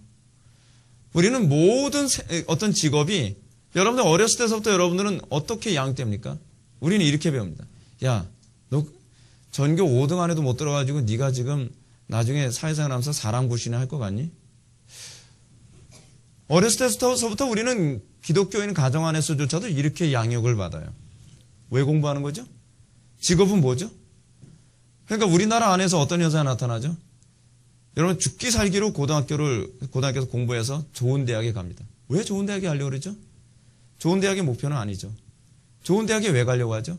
좋은 대학에 가야 좋은 직장에 취직할 수 있으니까. 좋은 직장에 취직하면 그 다음에 어떻게 하죠? 근데 좋은 직장에 취직이 안 되니까 자꾸 어떻게 하죠? 뭐 좋은 직장에 취직하기 위해서 할 수 있는 방법을 더 강구하다 안 되면 석사도 따보고, 석사도 안 되면 어떻게 해요? 뭐 박사도 따보고 그러는 거죠. 근데 그렇게 해서 안 되면 어떻게 해요? 내가 어떻게 사회에 공헌할 것이며 내가 어떻게 하나님의 영광을 드러낼 것인가에 관해서 고민을 하지 않으니까 그것 때문에 비관하는 거죠. 내가 박사까지 땄는데 내가 놀고 있으니 어찌하리요. 도대체 왜 우리는 직업을 갖는가? 여러분들은 그렇게 생각하지 않습니까? 목사가 자기 어떤 생존을 위해서, 자기 삶의 어떤 풍요를 위해서 목사의 직을 수행한다면 여러분 목사가 타락했다라고 여러분 생각하지 않습니까? 근데 그걸 왜 여러분들에겐 적용을 하지 않죠? 여러분들은 여러분들의 직장, 하다못해 여러분들의 가정조차도 나는 왜 지금 여기 있는가 고민해야 되는 것 아닙니까? 목사만 성직이 아니죠. 우리는 종교개혁의 후예입니다. 우리는 만인 그 성직자예요. 우리는요. 그래서 우리는 천직이라는 직업의식을 가지고 있죠. 이 천직이라는 직업의식이 유럽에서 장인이라는 사고방식을 만들어낸 거예요. 그것이 얼마나 사회적인 명성을 주고 부를 주느냐에 관심 없이 나는 이게 천직이야. 요번에 이건 천직이라고 장인 정신이라고 얘기하기 좀 미안한 얘기는 한데 명절 때 우리 애들하고 우리 형님하고 뭘 봤냐면 명품 시계 있잖아요. 손목시계. 명품 손목시계 만드는 거를 봤어요. 한 3개월 동안 손목시계 하나를 만든다고 하는데 와 엄청납니다. 태엽 하나도 다 깎아서 만들어요. 다 쇠를 깎아가지고요. 일일이 다 깎아가지고서 만드는데 제가 본 시계는 얼마짜리였냐면 32억짜리였어요. 32억짜리 시계. 정말 예술이에요, 예술. 근데 우리가 보기에는 어떠냐면요. 속 터져서 못 만들 것 같아요. 그 조그만 기계 부속 하나를요, 다 바이트에 물려가지고 선반으로 일일이 다 깎는 거예요. 아주 조그만 부속품 하나하나까지요. 이 돋보기 어떤 것만 현미경을 보고서 깎고 그래요. 그렇게 아주 약간의 오차도 생기지 않도록 그렇게 만들어요. 근데 그 사람들은 그 하나를 만드는 것이 32억이라서가 아니라 거기에 자존심이 걸린 것이고 명예가 걸린 것이고 전통이 걸려 있는 거예요. 그래서 거기에 두 사람이 딱 어깨동무하면서 딱 있는데 얼굴을 보아하니 아버지와 아들이에요. 그 아들이 아버지의 시계 깎는 그 기술을 그들이 전수받아서 또 하고 있는 거예요. 우리는 어떻죠? 아버지가 대장장이었어요. 야, 대장장이 배고파. 하지 마. 과거에 우리 어머니도 그런 얘기를 하셨댔어요. 어머니 저 성악을 하고 싶은데요. 그래서 민호야, 우리 돈 없다. 네. 어머니 저 그림 그리고 싶은데요. 그러니까 우리 어머니 하신 얘기가 민호야, 배고파. 네. 그래서 접었어요. 말 한마디에 접었어요. 저는 순종하는 기가 막히게 잘하고.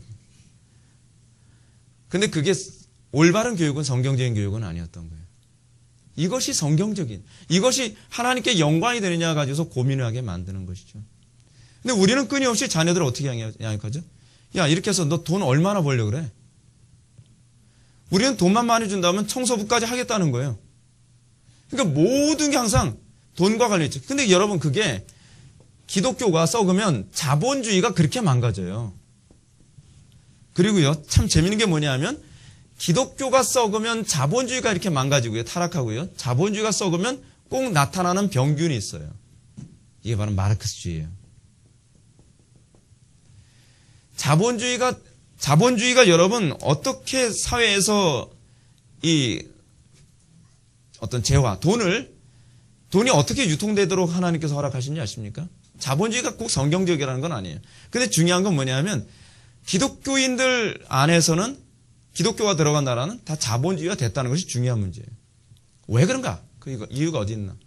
그것은 기독교인들은 항상 자기가 많은 돈을 벌거나 내가 사회적 위치가 높아질 땐 노블레스 오블리제의 사고방식을 가졌다는 거예요. 많이 가진 자에겐 많은 책임을 부여받았다고 생각하는 거예요. 그리고 그래서 여러분 미국 같은 나라들 그리고 영국이나 그런 선진국 나라들의 특징이 뭐죠? 기부를 많이 하죠. 그건 중독적 기부가 아니에요. 자발적이고 그리고 그것이 사회를 움직이는 방식이라고 생각을 하는 거예요. 근데 우리나라는 자본주의가 굉장히 썩었다고 하는 게 뭐냐면 우리는 나만을 위해서 돈을 벌어요. 우리는 그 돈을 가지고 사회에 환원하는 방법을 잘 몰라요. 하버드 대학교 학생들이 그런 얘기합니다. 너희들 학교 방학 동안에 너희들 공부할 것도 많을 텐데 왜 너희들은 그 아르바이트를 하니? 근데 걔네들은 아르바이트라는 것이 뭐냐? 돈 버는 아르바이트가 아니에요. 뭘 하냐면 이민자들 중에 영어를 모르는 애들 앉혀놓고 방학 내내 영어 가르쳐주는 거. 그렇지 않으면은 또 가난한 애들한테 가서 자원봉사하는 거. 근데 걔네들한테 너희들은 왜 그런 생각을 하니? 라고 얘기하니까 걔네들이 이렇게 얘기하는 거예요. 하버드 대학교라고 하는 이 학교를 만든 창업자가 우리에게 이렇게 많은 혜택을 줬기 때문에 나는 내가 배운 것을 이제 나중에 사회에 환원하기 위해서 여기서 또 지금부터 그 일을 하는 겁니다. 그들은 자기가 가지고 있는 지식, 자기가 가지고 있는 재능, 자기가 가지고 있는 권력을 자기를 위해서 쓰는 것이 아니라 그것을 사회에 환원하기 위해 쓰는 것이라고 하는 사고방식을 어느 정도 가지고서 졸업한다는 거예요. 그런 애들 가운데서도 또 테러리스트도 나오긴 하지만 우리나라 애들은 전반적으로 그런 사고조차도 없으니 어떻게 하면 좋겠냔 말이에요. 다 내 욕심을 위해서, 나의 성공을 위해서, 나의 만족을 위해서. 그게 바로 기독교가 썩었다는 거예요. 기독교가 전반적인 사회적 의식을 변화시켜야 되는데 사회적 의식을 변화시키지 않으니까 우리나라 자본주의가 이건 병폐죠. 우리나라 자본주의는요. 사실 마르크스주의가 둥지를 틀기에 너무 좋은 환경을 가지고 있어요. 저도 사실은 고등학교를 갓 졸업하고 나서 저도 한 1년 정도 직장생활 하면서 피비린내 나게 저도 그런 수모를 겪어본 적이 있었거든요. 가난에 대해서 이가 갈릴 정도로요. 아, 이게 세상이구나. 이게 세상이구나. 근데 참 이상한 것은 뭐냐면 아, 이게 세상이구나라고 보고 나서 저는 마르크스주의자가 된 것이 아니라 아, 이것이 세상이구나. 그러니 복음이 아니어서는 안 되겠구나. 저는 그렇게 생각이 되더라고요. 우리가 생각하는 것은 존재가 의식을 다르게 규정하죠. 그 의식을 규정하시는 분이 하나님이세요. 존재가 의식을 규정하는 게 아니에요. 우리는 여러 환경 속에서 다른 의식이 나올 수 있다는 걸 인정해야 돼요. 3번 생산력과 생산력 관계. 이 부분은 빨리 넘어가겠습니다. 왜냐하면 제가 경제를 전공한 사람이 아니다 보니까 이 부분에 대해서는 제가 정확하게 비판할 자신이 별로 없어요. 분명한 건 여기서 지금 얘기하고자 하는 것이 마르크스주의자들은 역사 발전의 결정적 역할을 것은 생산력과 생산 관계라고 보는 거예요. 그럼 이제 생산력이란 무엇인가? 생산력 하게 되면 여러분 뭐 나중에 마르크스주의와 관련된 책을 볼 기회가 있을지 모르겠는데 뭐 봐봐야 뭐 별로 볼 것도 없어요. 근데 거기 보면 이런 얘기가 꼭 나와요. 유물사관에 관한 책이라든지 자본론 책에 보면 특히 자본론에 나오는 얘기인데 꼭 이 얘기가 나옵니다. 생산력은 노동력과 생산수단이다. 이게 논리적으로 이 얘기가 나와야 돼요. 그러니까 생산력은 노동력과 생산수단이다. 왜 이 얘기가 나오냐? 그 다음에 하려고 하는 건 그 다음이에요. 그럼 생산수단이 무엇이냐? 먼저 여기서 여러분, 생산력이라는 게 뭐죠? 얼마나 생산을 강력하게 해낼 수 있느냐에 관한 힘 아니에요? 생산할 수 있는 힘? 생산할 수 있는 힘. 예를 든다면, 옛날에는 일일이 뜨개질을 해가지고서, 니트를, 만들어냈다면, 여러분 생산력이 약해요? 강해요? 굉장히 약하죠? 일일이 할머니, 할아버지, 아줌마 다 모여서 맨날 뜨개질만 하는, 몇 개나 나오겠어요. 근데 방직기계가 만들어진 거예요. 뜨개질하는 기계가 만들어졌단 말이에요. 그러면 생산력이 약화되겠어요? 강화되겠어요? 강화되겠죠. 그게 바로 생산력이 강화됐다는 거예요. 근데 방직기계가 있다고 해서 여러분 사람이 필요 없는 건 아니겠죠. 그렇죠? 그러면 그 방직기계를 이제는 노동자가 옛날에는 다 뭐 했냐면 일일이 뜨개질 하던 사람들이 이제는 뜨개질을 하지 않고 그 노동자가 이제는 뭘 하냐면 그 노동기계를 움직이는 걸 하겠죠. 그 노동기계가 뭐냐면 노동수단이에요. 노동수단이라고 했을 때 기계와 그리고 뜨개질하는 실이 필요하겠죠. 그 옷을 만드는 실. 그 시를 생산수단이라고 얘기하고, 그리고 노동하는 사람을 노동력이라고 해요. 자, 이 얘기가 나오는 이유는 뭐냐면 그 다음을 얘기하려고 해서 그래요. 그럼 생산수단이란 무엇이냐에 관한 얘기 나오죠. 노동력은 뭐가 노동력이라고요? 노동하는 노동자. 이 사람이 노동자라고 한다면, 그럼 생산수단이 뭐냐? 생산수단. 노동 대상과 노동수단이라는 것이죠. 노동수단은 뭐냐 하면, 제빵기계처럼 노동을 하는 수단이 되는 것을 말한다면, 노동 대상은 밀가루처럼 노동을 하는 대상이 되는 거죠. 아까 제가 얘기했다면, 방직기계와 방직기계 원료가 노동 대상과 노동 수단이 되겠죠. 그렇죠? 이해가 됩니까? 이제 잘 이해하셔야 돼요. 이 사람들이 얘기하려고 하는 논리가 그 다음에 있기 때문에 그래요. 그럼 생산수단과 관련해서 생산관계란 무엇이냐? 생산관계라는 걸 얘기하는 이유가 뭐냐면, 그러면 생산수단을 누가 소유하냐에 관한 문제예요. 이 사람들은 이거 가지고서 이제 사람들을 이제 혼란스럽게 만드는 거예요. 생산수단을 소유하는 사람을 뭐라고 얘기하냐면 바로 자본가라고 얘기하는 거예요. 생산수단을 소유하는 사람이 이제 그러면서 이 얘기를 할 때 항상 뭐부터 시작해요? 이 노예제도서부터 또 시작해요. 노예제도. 왜냐하면 우리는 노동자는 노예라는 의식을 갖도록 만들어야 되니까, 피해자라는 의식을 가져야 되거든요. 그럼 과거에는 노동력이 생산력이 어떻게 나왔냐라고 얘기하죠. 생산력이 노예가 노동을 함으로써 특정한 어떤 생산수단, 옛날에는 뭐예요? 노예가 꽃게이질을 하든지 톱질을 하든지 대패질을 하든지 그걸 통해서 생산력이 됐다고 얘기한다면, 노예주가 이렇게 시켰죠. 그렇게 하면 자기는 노동력을, 그 생산력의 혜택을 받는 거죠. 근데 지금은 어떻게 되냐? 자본가가 생산수단을 소유해서 노동자들의 노동력을 아주 걷지 않은 돈을 몇 푼 주고 생산수단을 돌려가지고 상당한 생산력을 소유해서 많은 자본을 확보한다는 거예요. 그러면서 여기서 그래서 생산관계라는 개념이 나와요. 그래서 여기에 나오는 게 이거죠. 예를 든다면 두 번째 줄, 생산관계는 노예주, 노예관계, 영주, 농노관계, 그리고 자본가와 노동자관계. 이거를 자본가와 노동자관계를 자본주의적 생산 양식이라 그래요. 이 사람들이 쓰는 용어예요. 어렵죠? 왜냐하면 이 사람들은 이렇게 용어를 정리해서 논리적으로 이런 체계를 만들면 자동적으로 어떻게 생각하죠? 우리는 노예구나 라고 생각을 자꾸 하도록 논리적 구도를 그렇게 만들어 놓은 거예요. 그래서 계속 읽을게요. 여기서 생산관계를 가늠하는 기준은 생산수단을 누가 소유하느냐에 의하여 규정된다. 생산수단을 누가 소유하냐. 생산수단이 뭐라고요? 생산수단? 노동 대상과 노동 원료. 그죠? 쉽게 얘기해서요. 그죠? 노동 대상 뭐예요? 기계와 원료를 누가 소유했냐. 쉽게 얘기하면 그거예요. 그죠? 기계와 원료를 누가 소유했느냐가 바로 이 생산 관계를 형성하는 거죠. 생산수단을 소유한 사람들을 이 사람들은 뭐라고 얘기하냐면 지배계급이라고 얘기해요. 자, 이제 이 사람들이 하는 얘기가 이제 어떻게 나오는지 알겠죠? 지배계급 하게 되면 우리는 뭘 떠올려야 돼요? 저 사람 무슨 얘기하고 있구나. 생산수단을 소유한 사람들을 얘기하고 있구나. 그렇게 떠올리면 돼요. 그 사람들이 생각하는 지배계급이라는 게 그거예요. 그러면 지배계급을 타파하려면 자동적으로 뭘 뺏어야죠?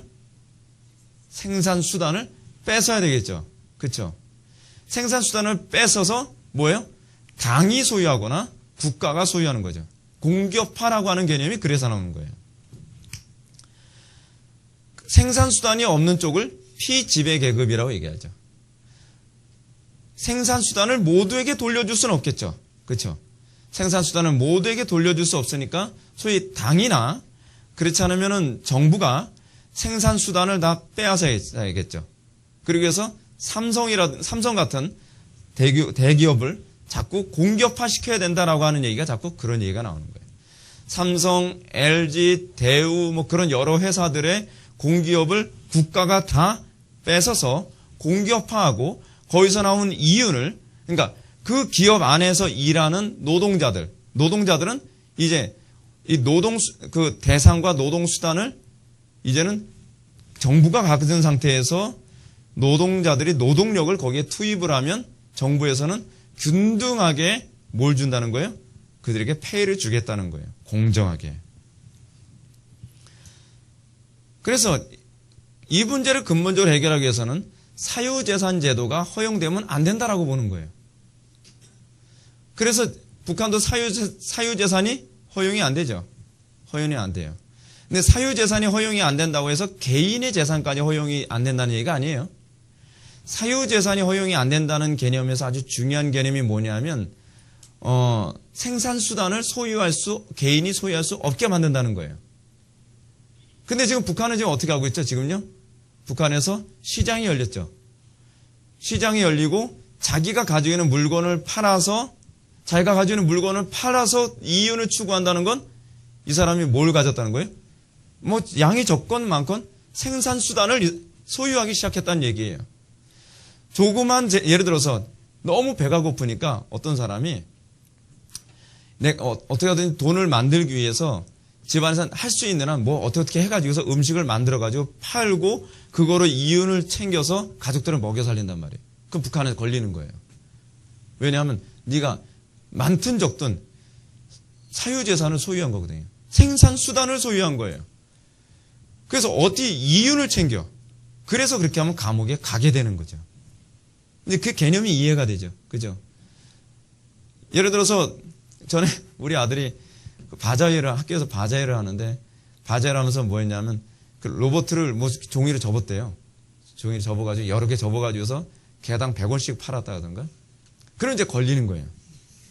네가 생산 수단을 소유해? 그렇게 되는 거예요. 이게 바로 공산주의인 거예요. 그러므로 이들은 개인이 아닌 공동체가 함께 소유하는 사회적 소유를 주장하면서 사회주의나 공산주의처럼 국영기업이나 협동조합 형태로 생산수단의 사회적 소유화를 해야 된다라고 얘기하고 있어요. 그래서 협동조합 같은 게 자꾸 나오죠. 요즘 우리나라가 협동조합 같은 게 자꾸 만들어지는 것이 뭐냐면 이게 바로 사회주의 구조로 바뀌어져 가고 있다는 것을 단편적으로 보여주고 있는 거예요. 자, 그럼 여기서 이제 이런 질문이 나오게 됩니다. 민주주의란 무엇인가? 민주주의가 뭐죠? 민이 주인이 된 거죠. 민이 주인이 되는 거예요. 자, 근데 문제는 두 가지 민주주의가 있어요. 우리나라 안에서 요즘 정치가들이 민주화라고 얘기하는데 이 민주화가 옆집 여자 이름이 아니에요. 민주주의를 그 사람들이 앞에 있는 부분을 생략해서 얘기하고 있어요. 조선 인민민주주의, 인민민주주의. 우리는 자유민주주의.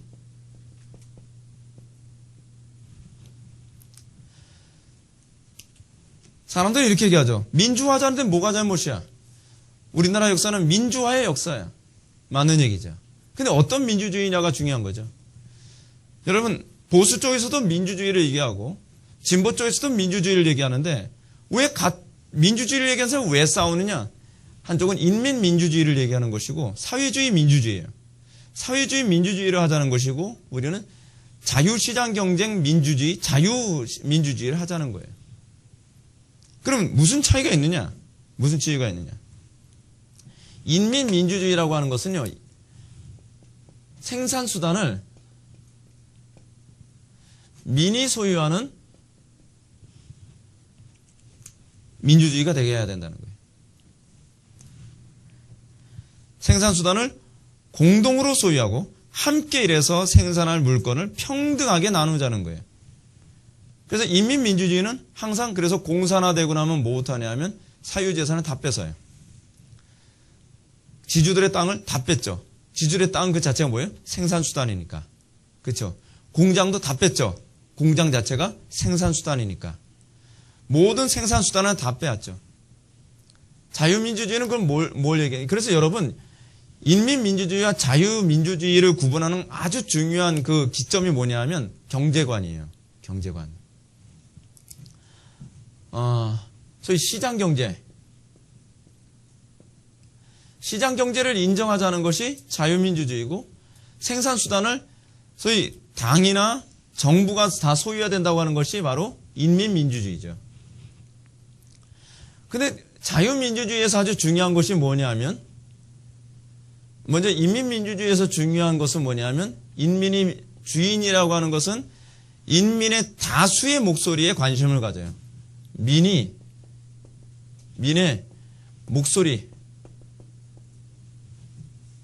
자유민주주의에서는 소위 민이 주인인 건 똑같은데 민이 주인이 되기 위해서 뭐가 그 중심이 차지하고 있어요? 법. 인민민주주의는 항상 국민들이 민중이 뭐라고 얘기하느냐에 관심을 갖고 민중의 음성에 따라야 된다라고 얘기를 하죠. 근데 문제는 뭐냐면 민중의 그 목소리를 따르다 보면 때로는 소수의 목소리가 무시당할 수 있죠.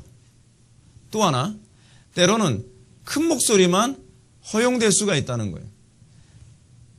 다수가 예를 들어서 한 70% 정도가 이쪽을 원한다 할지라도 목소리 큰 30%가 들고 일어나면 그것이 바로 민의 목소리로 들릴 수 있다는 위험성이 있어요. 공정성이 상당히 해쳐질 수 있는 것이죠. 그래서 자유민주주의는 법이 곧 국민이 주인이 되는 방식이다라고 생각을 해요. 법이 국민이 되는 방식이라고 하는 것이 더 타당성이 있는 이유가 무엇이냐 하면 끊임없이 국회에서는 법을 계속적으로 개정을 하죠. 예를 들어서 민이 주인이 되는 데 있어서 부당하다 생각되는 특정한 법이 있다면 그 법은 계속적으로 개선을 하죠. 그 계속적인 개선을 위해서 국민이 뭘 뽑죠? 국회의원을 뽑아서 국회에 보내고 정당에서 우리의 목소리를 전달시켜서 새로운 법을 만들어내는 것이죠.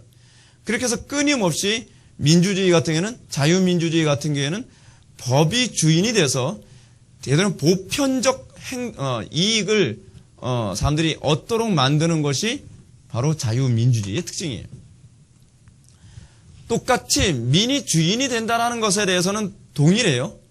민이 주인이 되는 방식에 있어서 민의 목소리냐 법의 목소리냐를 둘 중에 어느 쪽을 따라가느냐에 따라서 자유민주주의냐 그렇지 않으면 인민민주주의냐가 구분되어진다는 거예요.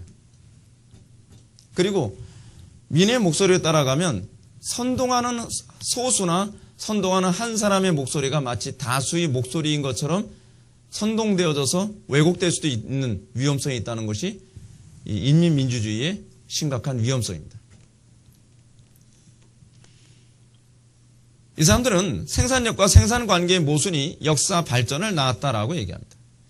생산력과 생산관계의 모순이 새로운 역사 발전을 낳았다는 관점을 이해하기 위해서 봉건주의 시대가 무너지게 된 것으로 설명합니다. 이들은 봉건사회에서 신흥자본주의의 계급이 등장하는 것과 관련해서 이해하는데요. 18세기 산업혁명이 발생하면서 소위 노동수단이 자동화되었다. 이렇게 하면서 이 사람들은 요건 그냥 제가 짧게 설명하겠습니다. 네. 이 사람들은 생산력과 생산관계의 모순이 역사 발전을 낳았다고 생각을 하는데, 18세기 산업혁명이 일어나고 난 다음에 생산력이 강력해졌죠. 생산력이 극대화되어지면서 봉건시대가 더 이상 진화할 수 없게 되었다. 그래서 진화되기 위해서 이제는 봉건시대가 자본주의 시대로 이 혁명이라고 하는 어떤 방식을 통해서 역사가 진화하게 되었다라고 얘기하고 있어요. 근데 이 생산수단이 자본주의가 점점 발전하면서 어떻게 되죠? 생산수단이 더 극대화되어지죠. 지금 생산수단이 얼마나 극대화됐습니까? 상상할 수 없을 정도죠. 전 세계 모든 사람들이 스마트폰을 다 들고 다닐 정도예요. 전 세계 모든 사람들이 TV 없는 집들이 없다고 할 정도로 난리도 아닌 거예요. 생산력이 그만큼 강력해졌죠. 그럼 이 사람들은 이렇게 얘기하는 겁니다. 당연히 생산력이 강화되어지면 과학적인 원리에 의해서 법칙에 의하면 이 진화되기 위해 어떻게 해야 되는 거예요? 자동적으로 사회적 구조는 바뀌게 되어 있다. 마치 이런 식으로 표현해요. 그 사람들의 표현에 의하면 어린아이가 어렸을 때는 조그만 옷을 입으면서도 살 수 있지만 몸이 커지면 자동적으로 그 몸에 맞는 새로운 옷을 입어야 되는 것처럼 이제 생산력이 강화되어지면 이 생산력과 관련하여 사회 구조도 바뀌게 되어 있다. 그 바뀐 최고의 진화된 상태가 무엇이냐 하면 바로 이 사회주의 민주주의다. 인민민주주의다라고 이렇게 얘기를 하는 거예요. 그러면서 이 자본주의가 인민민주주의로 바뀌어지기 위한 중요한 하나의 방식으로 꼭 나타나는 것이 있는데 그것이 바로 경제공황이라는 거예요. 여러분 경제공황이 무엇입니까? 경제공황이라는 것은 자본주의 경제체제 안에서요. 물품을 생산 과잉을 하거나 수요가 저하되거나 또는 가격이 폭락하거나 실업이 급증하거나 또는 기업이 도산하는 등의 경제가 아주 혼란한 상태, 혼란한 상태가 되면 그때 막시스트들은 그때 기점에 들고 일어나죠. 그러면서 뭐예요? 이제 공산화시키는 작업을 합니다. 그것이 이제 드디어 역사가 양질 전화의 법칙, 양이 이제 극대화되어서 이제 질로 바뀔 때가 됐다라고 그렇게 판단하고 있는 거예요. 그래서 그 사람들은 이렇게 얘기해요. 아니 그렇게 많은 그 물건이 나오고 부도가 날 정도 되면 그 물건 그 생산자들한테 나눠주면 좋잖아. 여러분 논리적으로 말이 되는 소리입니까?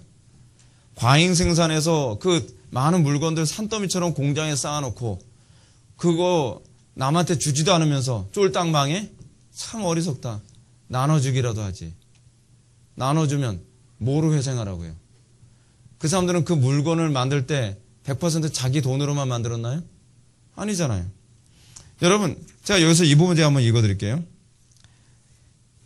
1997년 IMF 외환 시기 시절에 우리 국민이 먹고 사는 것이 우선이다 하면서 각 기업의 창고에서 먼지를 뒤집어 쓰고 있는 물건을 가져다 생활을 해결했다면 아마 폭도로 몰려서 전부 교도소에 갔을 것입니다.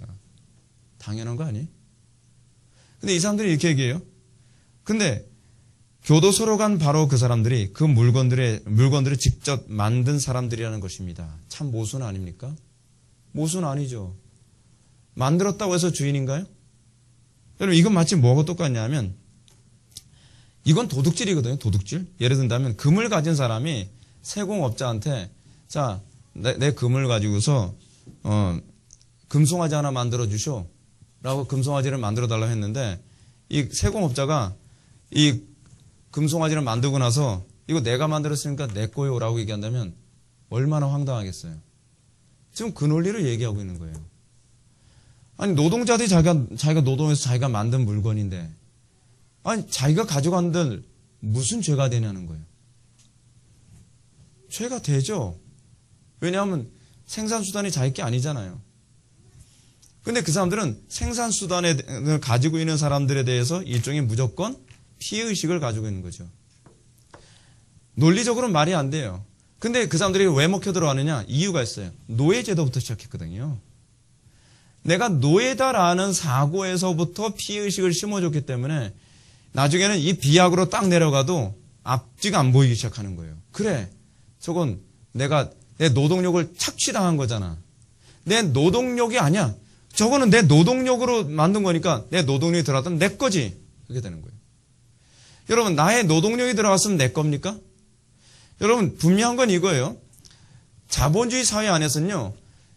틀림없이 생산수단을 자본가가 가지고 있지만 노동자가 노동을 했다고 해서 그들의 노동력을 무조건 뺏는 건 아니에요. 그들의 노동력에 정당한 대가를 지불하죠. 지불하고 난 다음에 내 것을 가지고서 너희들이 만든 것은 내 거니까 당연히 내가 쓰는 것이고 내 것에 대해서 내 것을 가공하는데 너희들의 노동력이 사용됐으니 그 노동력에 합당한 그 임금은 내가 주겠다는 거예요. 근데 문제는 뭐냐면 오늘 골로새서 말씀처럼요. 빌립보서의 말씀처럼 범사에 만족할 줄 모른다는 게 문제예요. 그리고 또 하나 이 노동이 소명이라는 의식이 없는 거예요. 노동이 항상 이윤 추구라는 방식으로만 이해되는 거예요. 노동이 여러분 우리의 노동은요. 이윤 추구만이 아니에요. 이 노동을 통해서 어떻게 되죠? 사회가 나 때문에 돌아가는 영역들이 많이 있잖아요. 내가 노동을 안 하면 안 돌아가는 부분이 있잖아요. 소명이거든요. 하나님께서 창조하신 이 세상은 인간의 노동을 통해서 질서가 있게 돌아가게 되는 거거든요. 경찰이 경찰로서의 직무에 충실함으로써 사회 질서가 잡히고, 그리고 공장에서 일하는 사람이 일을 함으로써 우리가 신발도 신고 장갑도 끼고, 그러면서 우리는 얼마나 많은 이윤을 추구하느냐가 아니라 이거를 통해서 누군가가 좋은 제품의 옷과 신발과 그리고 제품을 사용하겠구나라고 하는 기쁨으로 하는 거. 내가 예를 들어서 공장에서 일을 하거나 내가 어느 직장에서 일을 하는데 내가 요구했으니까 여기에는 당연히 얼마만큼의 페이를 받아야 돼. 맨날 그 생각만 하면서 여러분이 노동을 한다고 생각해 보십시오.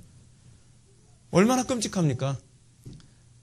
예를 든다면 제가 요번에 그 신년 특강을 했으니까, 신년 특강은 특별한 설교니까 여기에 페이를 좀 더 많이 붙여서 이렇게 돈을 받아야 되지. 근데 연말 월초 딱 내는데 페이 나온 거 보니까 아니 신년 특강을 해도 한 거나 안 한 거나 사례금이 똑같아. 그럼 전 뭐 해야 되죠? 시위해야죠. 이런, 어떻게 이럴 수 있어요? 난 노동력 착취당한 거예요, 여러분들한테. 그럼 여러분들 뭐라 했어요? 누가 해달라고 그랬나? 그럼 저는 뭐라 그러죠? 나 이제 안 해. 이렇게 돼버리는 거예요. 소명이라고 생각해 보십시오. 나는 어느 정도의 페이를 받든 난 그와 관계없어. 내가 이렇게 한다 해서 내가 더 많은 페이를 받는 것이 아니라 이것을 통하여서 더 많은 성도들에게 유익을 끼친다. 여러분, 그렇게 해야 사회가 정말 아름답게 돌아가는 건 아닙니까? 거의 기계적인 법칙을 갖다 들이대면서 이게 과학이다. 이거야말로 정말 전형적인 인본주의죠. 전형적인 인본주의입니다. 우리는 여기서 이 사람들이 얼마나 피의식과 관련해서 모든 걸 해석하고 있는지를 잘 알 수 있는 것이죠. 성경적 세계관은요, 가진 자에게 더 큰 책임을 요구하고 그 직업은 그 자체로서 소금과 빛의 역할을 위한 소명의 자리라고 생각을 해야만 합니다. 우리가 지난 시간에 살펴봤던 성경에 나오는 그 유무상통 사건, 우리가 사도행전 강의에서요, 봤던 유무상통 사건은 모든 자본을 사도들이 다 걷어들이고 공동 분배를 한 것이 아닙니다. 그렇죠? 사도들이 노동수단을 다 얻은 게 아니에요. 그냥 성도들 사이에서 마음에 감동 오는 사람만 자기의 땅을 팔아서 그 돈을 사도들에게 바친 것이죠. 사도행전에서 생산수단을 독점하는 일은 없습니다. 만약 생산수단이 특정한 당에 의해서 독점되고 무차별 공동 분배를 하게 된다면 자동적으로 생산 의욕은 상실되겠죠. 그렇죠? 예를 든다면 생산수단을 당에서 다 장악을 했어요. 예를 들어서 단편적인 예를 들어가지고 어떤 사람이 대우자동차, 당에서 대우자동차를 딱 접수를 했어요. 이제는 무조건 너희들이 일한 대로 일한 만큼의 적당한 페이를 줄게. 그래서 모든 이익을 이제 자동차를 딱 팔고 난 다음에 이문을 하나도 남김없이 사람들한테 싹 나눠줬어요. 그럼 어떻게 되죠? 생산수단에 두 가지 필요하다 했죠. 두 가지. 하나는 생산기계고 생산 원료잖아요. 그죠? 그리고 사실은 거기에 또 감춰진 또 하나가 있죠. 뭐가 있죠? 기술 개발. 근데 기술 개발을 하기 위해서 이문이 남아야 되잖아요. 그리고 더 좋은 원료를 사용하려면 거의 이문이 남아야 되잖아요. 근데 이문 남기지 않고 싹 나눠줘 버리는 거예요. 그럼 어떻게 되죠? 그냥 그 상태로 간신히 공장만 돌리는 거죠. 그러면서 북한의 경제가 20년 만에 내려앉았어요. 그리고 베네수엘라의 차베스 정권도 한 20년 만에 경제가 내려앉아 버리고 말았어요. 전 세계의 모든 공산주의 국가들이 70년을 넘기지 못하고 다 문을 닫았어요. 왜냐하면 그렇게 하게 되면 안 되거든요. 전형적인 포퓰리즘 정책이 될 수밖에 없는 거거든요. 단편의 예를 한번 들어봅시다. 베네수엘라에 관한 얘기를 잠깐만 얘기하고 오늘 강의를 이제 마치도록 하겠습니다. 베네수엘라의 1998년에 차베스가 대통령이 됐습니다. 차베스는 혁명가였습니다.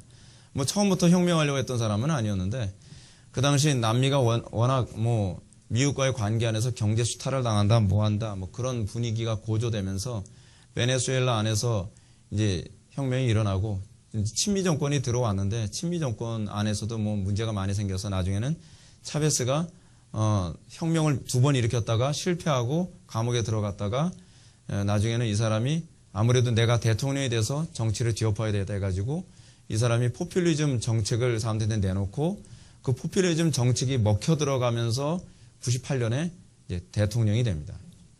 대통령이 되자마자 이 사람의 첫 번째 한 것이 뭐냐면 헌법을 싹 바꿔버렸어요. 헌법을 심각하게 바꿔버렸는데 헌법을 뭐라고 바꿨는지 제가 잠깐만 좀 읽어드리겠습니다.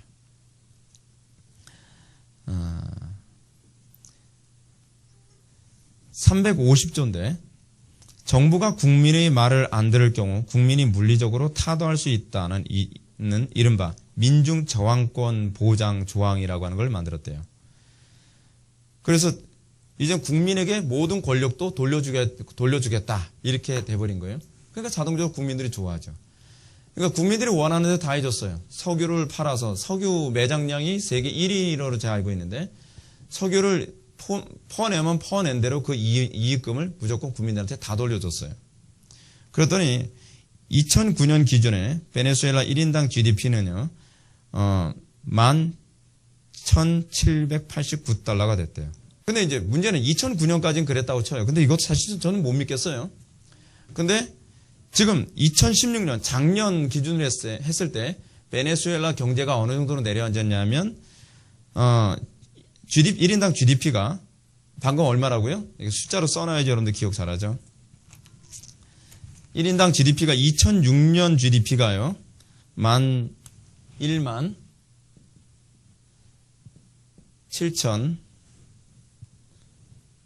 1789달러. 근데 2016년 기준으로 어느 정도냐면 4,263달러로 떨어졌어요. 완전히 그냥 쪽박을 찬 거예요. 그렇죠?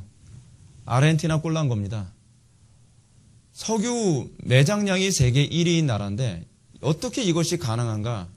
석유를 끌어 썼으면 석유를 끄집어내는 그 기계를 계속적으로 개발하고 수리하고 고쳐야 되는데 그 남은 이익금을 무조건 국민들한테 다 나눠줘버리고 나니까 결국은 석유를 끄집어내서 쓸 수도 없는 상황이 돼버리고 만 거예요. 4,263달러 되고 난 다음부터 2013년인가요? 2014년쯤에 그 기사를 보니까 물가 상승률이 63%로 올라왔다는 거예요. 물가 상승률 평균입니다. 평균 물가 상승률이 63% 올라왔으면 어느 정도냐면 어떤 특정한 물가는 한 200% 정도 올라갔다고 봐야 되고 어떤 물가는 100% 정도 올라간 것이고 어떤 물가는 30% 정도 올라갔다고 봐야 되는 거예요. 물건 하나 사려면 옛날에 아르헨티나가 그랬다 그러고 아르헨티나가 얼마나 잘 산 나라인지 아십니까? 우리나라 경제만큼 잘 살았던 나라예요. 아르헨티나가 공산화되고 나서 심각한 디폴트 상태에 빠지면서 아르헨티나도 경제적으로 완전히 바닥치면서 Don't cry for me 아르헨티나 뭐 그런 얘기가 나올 정도가 된 거 아닙니까? 그 당시에 아르헨티나에서 무슨 얘기가 나왔냐면 제빵점 가가지고서 빵을 하나 사려면 리어커에다가 지폐를 잔뜩 쌓아놓고 들고 가야 된다고 한다고 했을 정도로 그 정도로 인플레가 심했다고 합니다. 지금 이 베네수엘라가 그런 상태가 돼버리고 말았어요.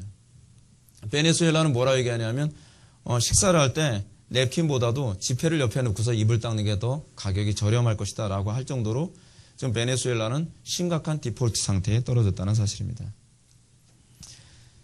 그러면서 차베스가 언제까지 정권을 잡았냐면 2014년인가 그때까지 정권을 잡았어요. 대략 한 13년 정도 그 정도 정권을 잡았고 2014년에 그때 세상 떠났다는 것 같습니다. 암으로 세상 떠났다고 제가 들었어요. 그 사람이 3선 대통령이었는데 1998년에 되고 2000년에 되고 2006년에 대통령이 3번이 됐습니다. 그렇게 되면서 아르헨티나는 완전히 바닥을 치게 된 것입니다. 자, 오늘 그 막시즘 강의 여기까지만 하겠습니다. 여러분들 이 마르크스주의가 사회 안에 들어오고 교회 안에 들어오는 가장 중요한 원인이 어디 있는가? 욕심입니다. 욕심. 만족할 줄 모르는 거예요. 하나님께서 나에게 주어주신 환경, 범사에 자족하는 일체의 비결, 하나님께서 가장 선하신 하나님께서 그 청교도의 그 분배관, 하나님께서 당신의 지혜로움으로 우리에게 적절하게 분배하셨다라고 하는 분배관을 이해하지 않고 하나님께 주신 것으로 만족하지 않고 더 많이 얻으려고, 나에게 주어진 것이 아님에도 불구하고 더 많이 얻고 더 많이 가지려고 하는 그 욕심 때문에 결국 어떤 결과를 초래하게 되는 것이냐, 황금알을 낳는 거위꼴 돼버리고 만 겁니다. 황금알을 낳는 그 거위가 어떤 얘기입니까? 때를 기다려, 순리를 기다리면 때가 되면 알아서 황금알을 툭툭 낳는데 순리를 기다리기 싫은 거예요. 욕심이 앞서는 거죠. 당장 많은 걸 얻으려고 하는 겁니다. 그래서 어떻게 해요? 저 거위 뱃속에서 그 황금알을 자꾸 낳는데 저 배를 갈라가지고서 저 황금알을 한꺼번에 수십 개를 얻으면 내가 팔자 고치겠구나. 그러면서 나라를 말아먹고, 그러면서 가정을 말아먹고, 그런 사회를 말아먹는 겁니다. 기독교 신앙이란 뭔지 아십니까? 더디더라도 순리대로 가는 게 기독교 신앙입니다. 이것은 여러분 돈의 문제만이 아닙니다. 경제관만 이렇게 이해하는 것이 아니에요. 일상의 모든 삶에 있어서도 욕심이 지나치면 안 됩니다. 신앙생활에 있어서도 여러분 욕심이 지나치면, 욕심이 과하면 안 돼요. 항상 하나님께서 정하신 순리와 질서대로 살아가면서 모든 것이 균형이 잡히게 되는 것입니다. 너무 성급해하지 마시고, 너무 욕심내지 마시고, 욕심내거나 성급하면 반드시 누구에게 이용당하게 되어 있습니다. 그것이 우리나라 사회 안에서 지금 전반적으로 나타나는 현상이죠. 욕심이 앞서니까 우리나라 사회 지금 어떻습니까? 균형도 없고 원칙도 없습니다. 예를 들어서 지금 우리나라 사회 안에서 이거 뭐 특정 정당 여부를 떠나서 여성 인권 같은 거 얘기하면서도 자기가 적대시하는 사람의 인권이 유린될 경우에는 그 사람이 여성이었다는 것은 눈 감아버리는, 소위 형평성이라는 것도 함부로 무시되는 그런 사회. 그거 웃기는 사회 아닙니까? 왜요? 욕심 때문에 정의를 외친 거지 정의 때문에 정의를 외친 게 아니었다는 것이 그렇게 입증되는 거예요. 이것이 우리에게도 있지 않는가 여러분 생각하시고, 우리가 욕심에 미혹돼서 넘어질까 두려워하는 저와 여러분들 되기를 주님의 이름으로 축원합니다. 기도하시겠습니다. 사랑이 많으신 하나님, 우리가 마르크스주의 철학을 기독교적 관점에서 다시 한번 해석하면서 우리의 모습이 그 모습이 아닌가를 다시 한번 뒤돌아보게 됩니다. 아버지 하나님, 우리부터 욕심을 버리게 하여 주시고 주님께서 정하신 순리를 따르는 법을 배우게 하여 주시며 범사에 항상 하나님의 주권을 인정하며 주님께서 허락하여 주신 한도 내에서 범사에 자족하는 일체의 비결을 배울 수 있는 사랑하는 하나님의 백성들 될 수 있도록 복을 내려 주옵소서. 예수님의 거룩하신 이름으로 기도 올렸나이다.